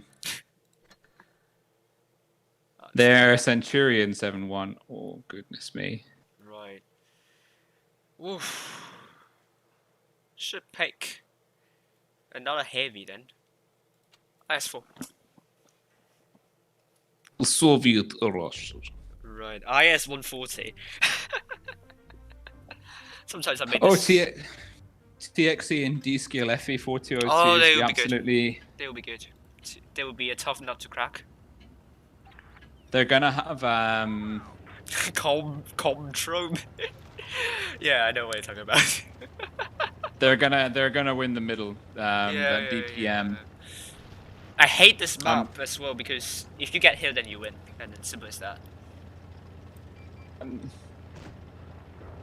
I was the only person pre-aimed. I am the only person pre-aimed. I'm not even there, so don't blame me about that. Oh come on, I can't even HE that for some reason. Oh, be careful your right. The DXC there is trying to shoot you from your right. The 422, you need to be extra careful. Sayonara. Oh, he bounced me. He can put another shell. Yes. Got completely thwarted his attempt. Oh god. I think I did a absolute bad move here.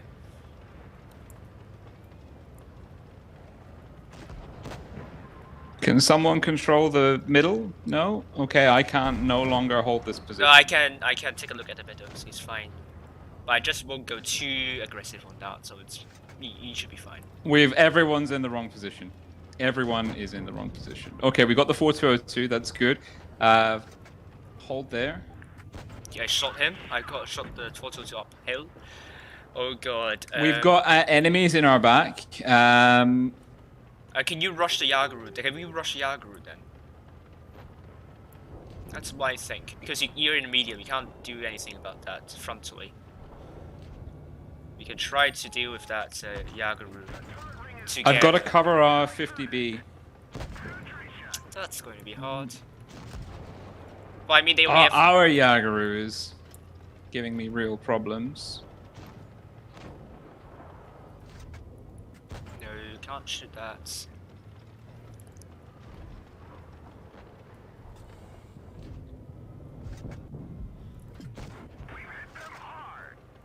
Yeah. Ooh, but you guys are gradually getting that flank, which is good. No, there's this player, Forehead Bear, who's basically just made my life a living hell. Right. Yeah, you guys can rush that. Oh, yeah, I got a shot and hit me.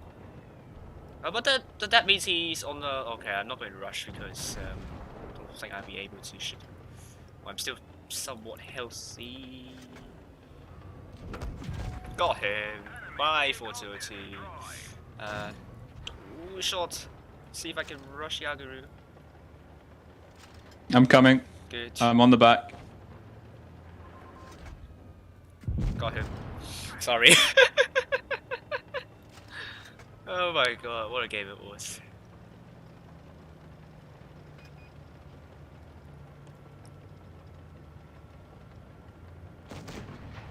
Ooh. Go. Oh, I thought I missed. I didn't. GG's, really.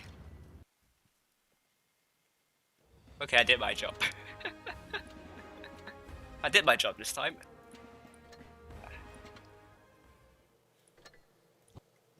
Oh, I got six parts of certificate for 100 gold and 51,000 credits for this. Really good. Oh, so you want me to play in the Vegas light then? Hello, Toonsy.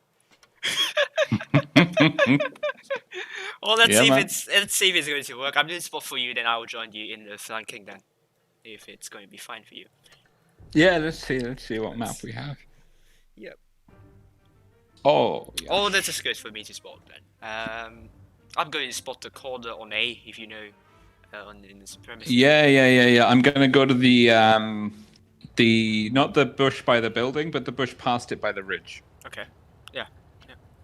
I only have Hesh and APCR. Yeah, that's... HE is... Yeah, I know HE is like... But it's HE credits, so that's why I have some HE with 8422. No, you don't play this tank to make money. Yeah, well, that's true.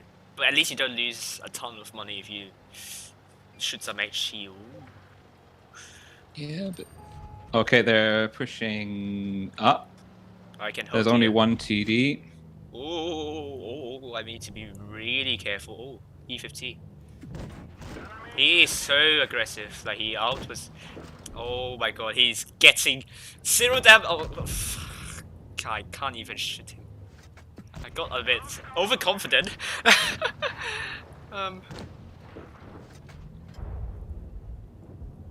That's not good.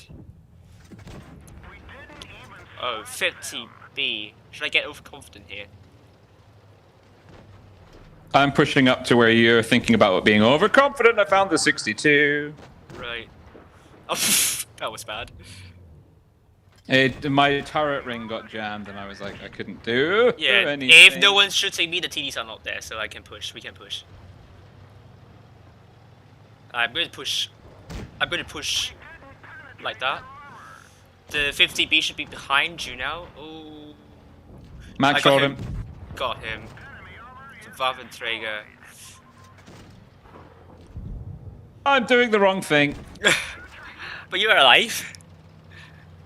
Yeah, no, I was pushing into a mouse. Oof. Oh my Yeah. god. Well. Which I decided I From didn't the trigger want to do. shots. Oh my god, got stacked up. I'm going to ignore that. These 62s. Oh, I'm going alone. to go back. Oh, I'm going Back. to go back to help you then, maybe. Oh dear, you're in some sort of trouble. Can you run to me? Do you see where I am? You can go to me. Now you can focus together. These, where are you? I'm just Okay. just below. Oh god, I need help with that T62A then. Oh, we got I got one. I got a lot of company here. Legend. It's going to go down to. Oh, thank you, mediums, for helping me. See you later. There we go, the mouse. Oh my god, I got frame drop. There we go. Oh, mouse shot, I missed.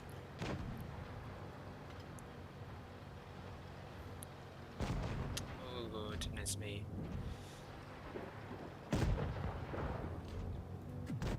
Ram that.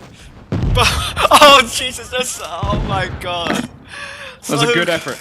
Yeah, it was a good effort. It was a good effort. Yeah. Gift to Tim the kill. Oh my god. That was good. Fun. I think it's light and Fortitude is a really good combination. In randoms, of course. Maybe if for Clan Wars, it's hard to do because Fortitude, if you want flank Clan Wars, it's harder to do.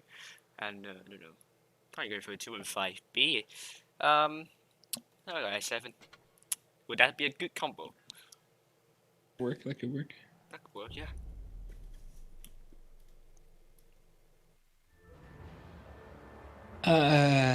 Oh, we've got TRA and Decaville.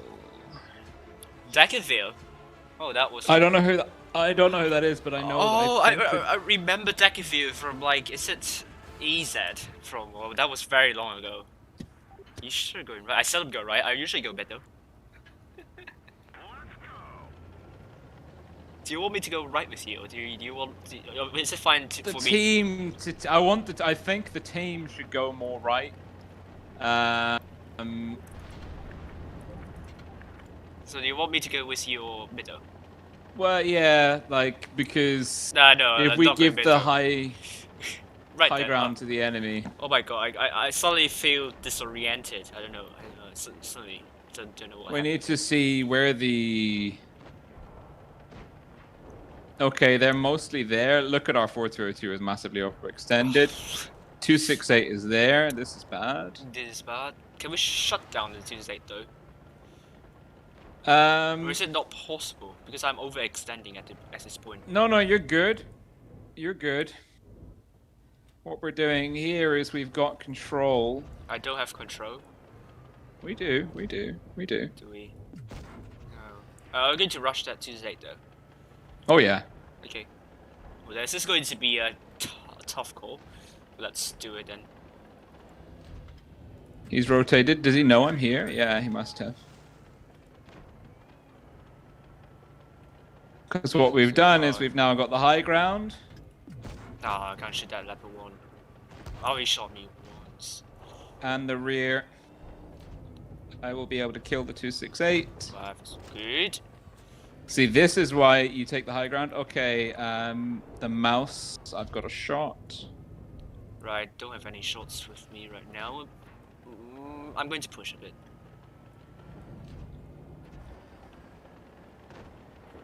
Well, Sheridan's there. Level 1, overextending. I can shoot. Nice. I'm pulling the shots out of him. Because I'm properly angled up to that. I can shoot the mouse. Side scraping. Yeah. Well, that was hard. I'm going to use APCR in this case. We've got the 30B pushing right. Yeah, I have it. But no, he's going to be back in cover. potentially. He's in cover, I can't shoot. That 1-3 is going for me, I can't deal with that 30B for you for now. I got him. That's good. Someone got him. 30B, I can come around and help. But that was good. Ram. Can I kill that? I got him. I got him. Oh, you got him. Nice. Yeah. I going for E100 then. We're going for the same tank though. Oh, someone got him. Can't get the mouse.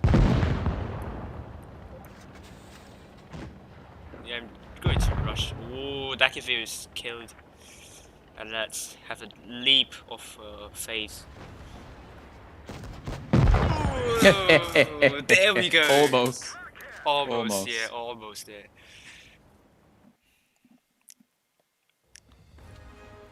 Yeah, Dakivu did good. I remember him. 69%. I did recognize that. Yeah, was he in he was in Lost Control for a bit. No, that's because Lost Control at the time was that UN1? Yeah, Unicoms at that time. It was always he was in EZ. That's why I remember that name. Yeah, he was in EZ during 2019 professionals tournament. I mean, even the Mazutsi from TRA is a 60%er. Right, yeah, TRA is good. I remember TRA as well. As a clan, their clan is good. Our team was 4 60% plus players. The enemy team was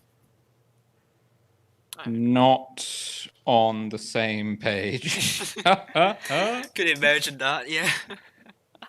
Yeah, I think their highest win rate player is like 52%. Oh, so. Wow, that was matchmaking for you. That's some pretty good matchmaking for us. Right, yeah. Oh my god. Oh, let's see. All right, I've got time for one more. That's good. We only lost one actually. Out of all the games which we played. We have to. Let's see how many. How many have we played? 1, 2, 3, 4, 5, 6 to the Sheridan. 8, 9, 10, 11, 12, 13, 14, 15. Played 10. No, that's not right. Oh, it's got games from the other day. Okay, nice. Right, should be 1, 2, 3, 4, 5, 6, 7, 8, 10, 11, 12 games. I'm counting. Okay, we lost only once, so that's a good platoon. Okay. That's not bad. Like that's a 90% plus one. We have to win the next one. Yeah, I remember doing double projector with French Baguette, and we played 80 matches during the live stream and lost only 2. I had my best ever run in the Progetto was in ratings. Yeah. And I won 27 games back to back. Wow! Oh my god. And they were the only ratings games that I played in that tank in that season. I was Nice. just like, I was just like, what? What? And I think maybe it was because I don't know. Maybe I messed up my calibration, and I was in but I was still in Gold League. Like I wasn't super. You're not even in Platinum. Well, it was just because it was just after calibration. Right. So. Oh my god. So I was in Gold League, and I thought maybe the matchmaker is just giving me like a really easy, but like 27 wins back to back is good. Really in good. Ratings, I was like, okay, this is good. I'm never gonna have this much level of continuous success ever again. So I Right. savor it. Bunch of gracious back, but let's see. Oh, double projector. Oh, is that what we go for? Yes, there we go. The big boss. I think double projector is the best platoon combination in tier 10. Well, I'm a huge fan of auto reloader mechanics. I am as well.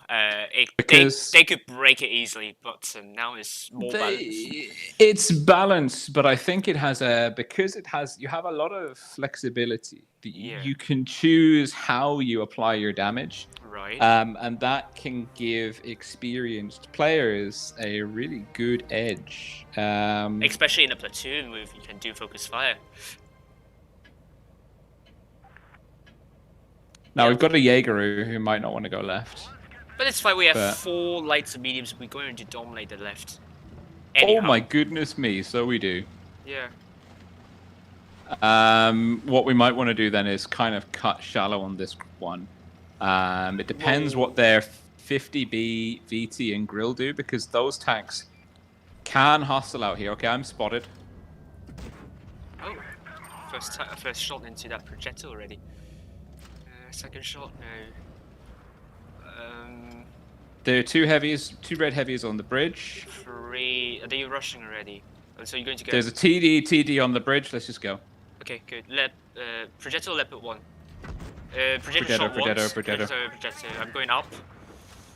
Shot once. I'm gonna go down like that. Okay. I'm gonna kill. Oh, it's still a row. You're gonna kill him, yeah. I'm going to reload. Watch out for the TDs behind you. Alright, I'm going to move back. Actually, it's not a good idea to keep on rushing. Let me rotate to your right first. Okay, so you probably have to wait. Oh no, I was going for the leopards. Oh my I god, thought you were here. Oh god, I got ping drop. Sorry. I'm trying to help you, but I'm not there yet. I'm going to kill that leopard 1. There you go. VT. Yep, I'm going to reload a bit. I'm going to rush in. I really need you to kill this VT. There we go. Or do that, thank you. Jaegeru's got a bead on you. No, Jaegeru's dead. No, the Yag Tiger. Okay, I mean, he's not a tank that I would be very, very afraid of. One, I'm going to let him turn on you. I'm going to bounce off the side. And he's gone. Bye. Nice. Nice, yeah. That was good. That was... Yeah, it's not difficult in no projectile when it's going well. No, it's a super platoon combination. Yeah, man. I mean, like, you just have to, because, like, you saw, for example, there, like, the enemy was in a pretty solid position. If you didn't have an auto reloader, that where the enemy projectile was relatively safe. But the fact that I can push in, and I can push in with you. Yeah, and then, like, you can apply almost 2,000. Like, as soon as that medium had taken a shot or two's worth of damage. Yeah. I mean, you can then push in and clear with a good clip unload that tank. Yeah. And I really like. I think that the rework of Falls Creek is one of the better maps in the game, because it has well-defined gameplay mechanics, like, the play on the bridge in the C cap area, in the bridge area. You can hold, or you can push, or you can rotate and flank. And you can make risky pushes through the middle over B, or even through the city, or just kind of going very tight around the outside of the C cap, getting up into the enemy's kind of TD campy spawn area. Or you can camp along the backfield of either spawn, like in the far corner towards the medium flank. Like, that is probably one of my favorite maps, gameplay wise, because it's very flexible, and it has, like, a lot of I think the hallmarks of a great map are that you have really you have a map that caters to well-defined tank roles. All tanks have a predefined role on the map. Like, so mediums flank wide, heavies push bridge, TDs camp at back or support one of the other flanks. Scouts can play middle.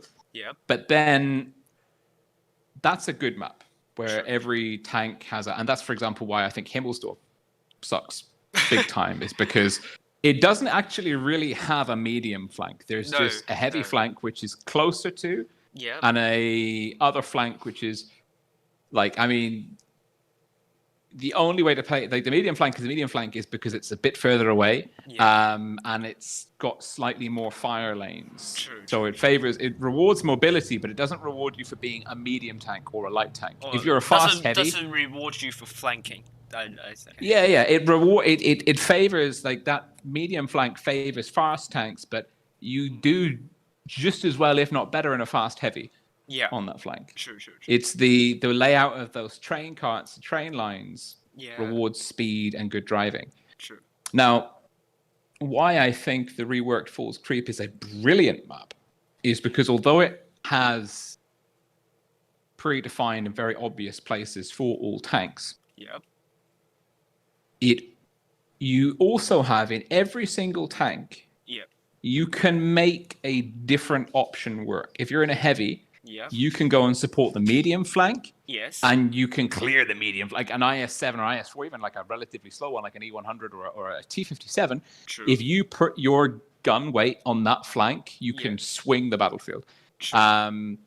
Or if you're a medium, you can flank around the cap and the bridge area and get into the back of the enemy that's playing that static game on the bridge. Yes. Like and if you're a TD, you can like snipe over the bridge, or you can go and support the medium flank, or you can sit in the backfield and cover a bit of everything, or you can be really gutsy and you can play up like in the middle area, like use the building and the bush, the kind of soft cover, spotting out over B, and you can try and get a huge hit out early. Basically, like my thing is that like every tank class has got lots of different options that can work really well. Like I don't think that there's a weak. There's not a weak point in and also there's no area in that map which you just don't use or you wouldn't want to use. Like for example, on Normandy, like Wargaming in their really poorly informed video said, fast tanks should flank on the beach, and everyone with half a brain is going, not really, because you're gonna get spotted and deleted by a TD, and also you have you're so that the slope down there is so aggressive, like you can't then quickly regain control. Like, flanking a potato works because it's a potato. Beach, that's the only time flanking on the beach on Normandy works, is when the enemy is basically not even playing. So like there are huge swaths of the map where you just don't want to be, like in any tank. Like, and take for example even the middle of Fort Despair. Like you don't want to be in the middle of Fort Despair for most of the game. Like the only time you come across that kind of the bit between the windows is when you're flanking out at the heavy flank towards B, or from B towards the heavy flank. You're getting the drop on someone that's already engaged, and you know that like it's a safe area. So for me, like that's the nuance of the map design, and that's why I mean, I don't know. How do you feel about the Yukon map, the new one? I think it's not.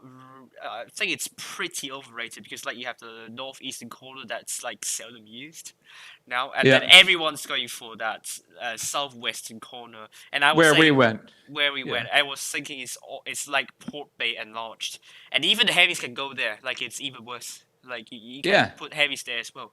I mean, you can play middle with heavies so that you can get crossfire, but you have some kind of dead zones that I define the map to be bad when you have lots of dead zones, and Yukon seem to have a somewhat big of a dead zone there as well. It's got a lot of dead zones. It's got a lot of kind of characterless areas as well, I think. Like it's just like it's an open area with a hill and some buildings. It's another open area with some hill and some buildings. And I also think like that corner gives you so many, the southeast corner gives you so many great strategic opportunities. So like where we were, you can flank through the middle, but if the enemy team's flanked to the other corner, they're going to get the drop on you. But like if you flank to the far corner, like you might be in the middle of nowhere. Like the action is kind of all centered on that waterfall area. And I don't know. I haven't had like a rewarding tactical experience on that map. I mean, even like New Bay, like every map when it first comes in, is like people slowly kind of get used to it and get the hang of it. But if you're talking about that, Hell is actually the map that I learned the most time on it, and where to go and where to play. Actually, which one? Hellas. No, Hellas. I don't know. I feel like I cracked. Like, I mean, it gets a bit of a bad rap. There's a map like from the tournament players, from my experience. Yeah. I feel like I cracked that map early on, and I just found there's a spot, like a mirror spot from either spawn. Yeah. That's kind of in the middle. Yeah. There's like a middle. a U. It's a U I go shaped. middle every time. Middle. It's not the middle, but it's like it's towards the middle. There's one from each spawn. Yeah. There's like a little ramp from the spawn up to like a bush and a rock. Oh yeah, I remember. And you I do. and like you're basically from there you can spot the middle. Yeah. You've got kind of like if you've got a low chassis, you're kind of hull down to the left and right. Yeah. You've got a bush for soft cover, camouflage, view range protection looking forwards. Yeah. You've got a rock that you go high behind as well. You can farm the A cap and the C cap, and you can roll back and have eyes on B. Yes. And the only way for people to push up on you is to go around to the back of you and come in, or to very slowly push up a very steep slope and then kind of like, drop in on you, which is just, it's just such a good position. True. Like, and I have found like in every tank I've been driving, I just go there in the beginning of the game. And I go there, I see what my team's doing. I farm damage from the left. I farm damage from the right. I spot the middle. And then, and then when the enemy gets a bit too close for comfort, I relocate. Or if the enemy is getting destroyed and I'm like losing potential damage, then I push up. It's so, I found that to be like really formulaic. I was like, well, I don't need to do anything different. True. Well, talking about bad maps, I hate Castilla and the heavy tanks. Like, nowhere to go. It depends on the spawn. Not really. The usual thing I do is I cross the river quickly in a heavy tank and pray that the enemies are not crossing to that really big hill near sea. I cross when I'm south spawn. I cross the river and go to like the ramp that's just on the other side of B. Yeah. If you know what I mean. I know. Like that. Yeah, because then you can spot up the enemy TDs on the hill, and you can kind of put pressure on B. Yeah. If I'm on the other spawn, I go in the city route towards B, and I'm where I was in the game we had when I was in the 1-1-3. Yeah. So Castilla is a difficult map for heavy to play. Very difficult for heavy to play. But I don't know. I like it as a map, but I mean it's not great for tournaments because it is so asymmetrical. I love asymmetrical maps where you have advantages on different spawns, different advantages that you can use. The only thing I hate about Castilla in tournaments is always very, very dull. Even worse than Canal in some cases. Yeah, it can get very static. And I think that those the maps where people figure out how to create a really good defensive position. Yes. Like as soon as someone works out how to defend and keep cap control, then you have your static gameplay, which is like cat and mouse, people trying to work out how to crack the cap timer of the enemy. Yeah. But at least Canal, you're in for a good rotation. That is true. Yes. That is true. Canal, you can rely on there being a good rotation. Especially for win.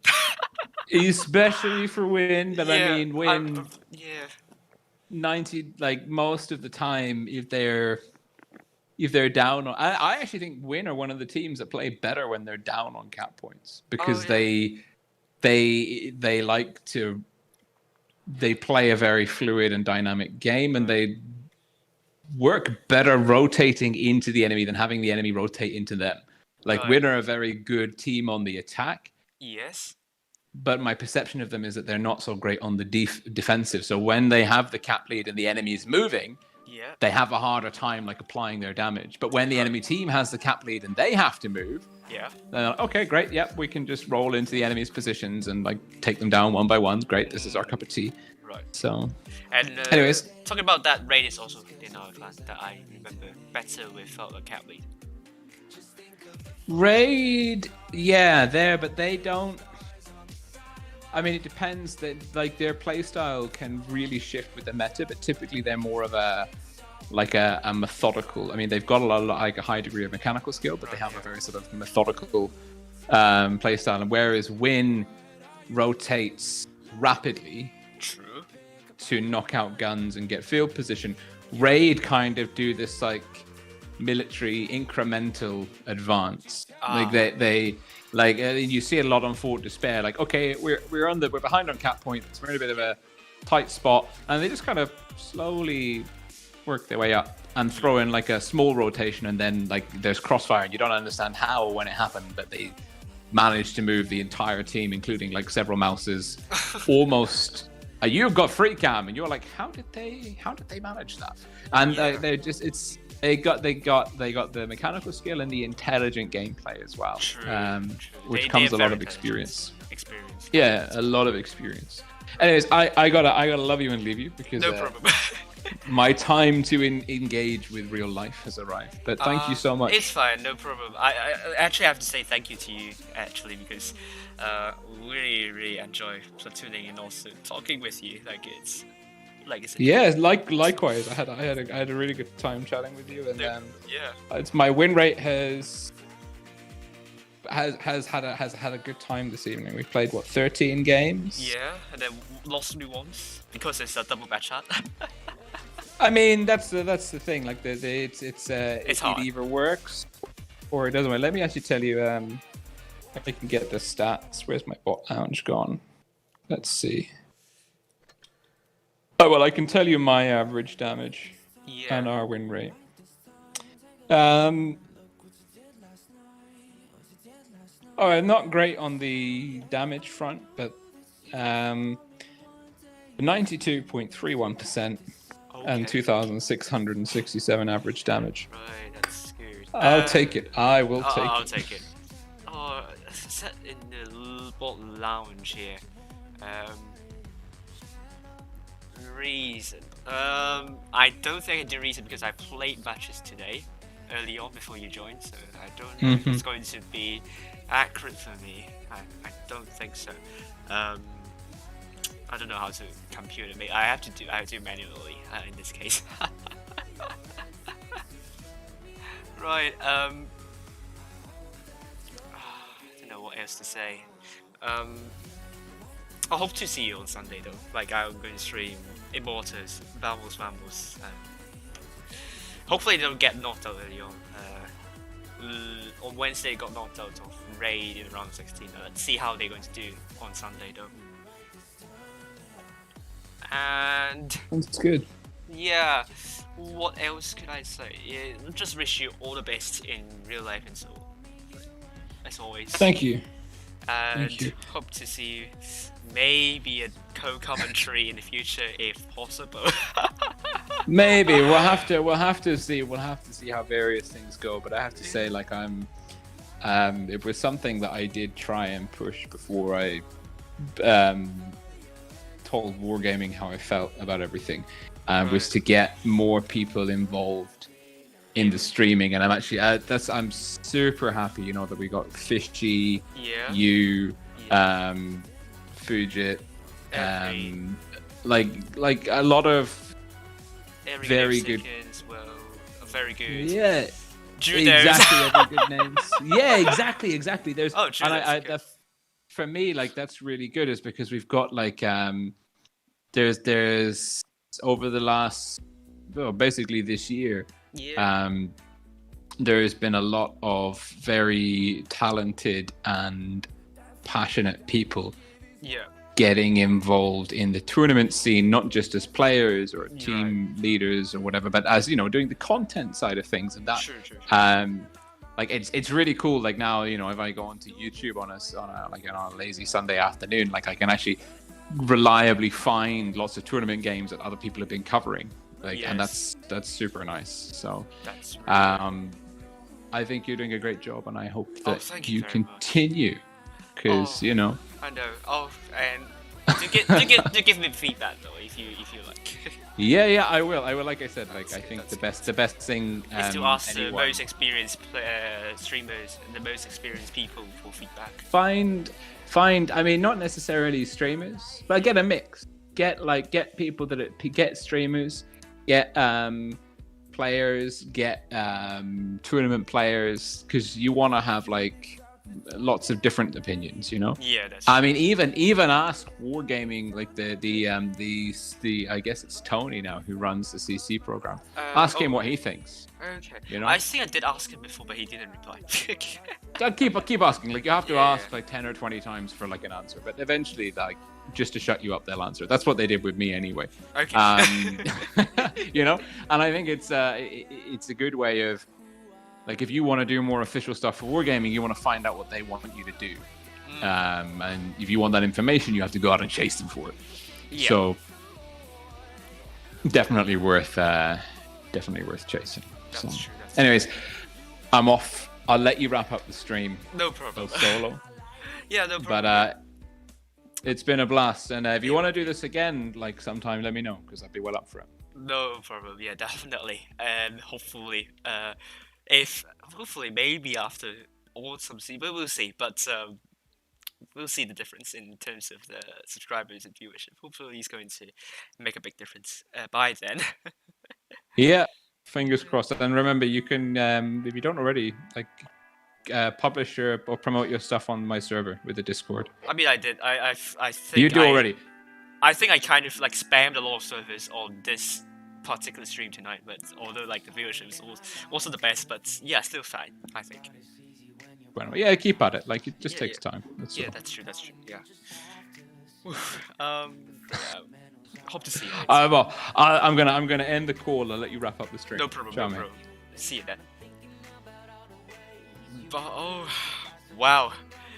This has been a really big evening for me, and it was RollingSwarm with me, platooning and spending more than an hour and a half talking about stuff, clan wars and so on. Was just a really insightful evening for me, and I really love this opportunity. And for those who are still watching the 5 viewers there, thank you very much for staying until the very last minute and watching us newbie while platooning. So thank you all for joining in us in a really long podcast. I hope you all enjoy, and probably one of the weeks, maybe on the 18th, I will do a public podcast. That means everyone can join the voice chat on my server, and we are going to talk about the autumn season there. Like, we're going to talk about the teams that are in the running, or the teams might get knocked out, your top 8 basically. It's going to be a really fun night, so do have a look out on the 18th of September, and we're going to do a big discussion on the competition between the top 8 competition for EU server and Asia server. And next week, I'm trying to get in another big figure to the stream, and I hope it's going to be even better than tonight. Thank you all for watching. See you on Sunday. Asia server is still going to follow RN. EU server going to follow Immortals. Vamos team led by Rameo Jones. Apparently it's called Jones in Spanish. It's not like Jones. I don't know. It says Jones, but if it's Jones, then tell me. But I suppose it's called Jones. But see you all. I'll see you all very soon. Catch you next time. Bye for now.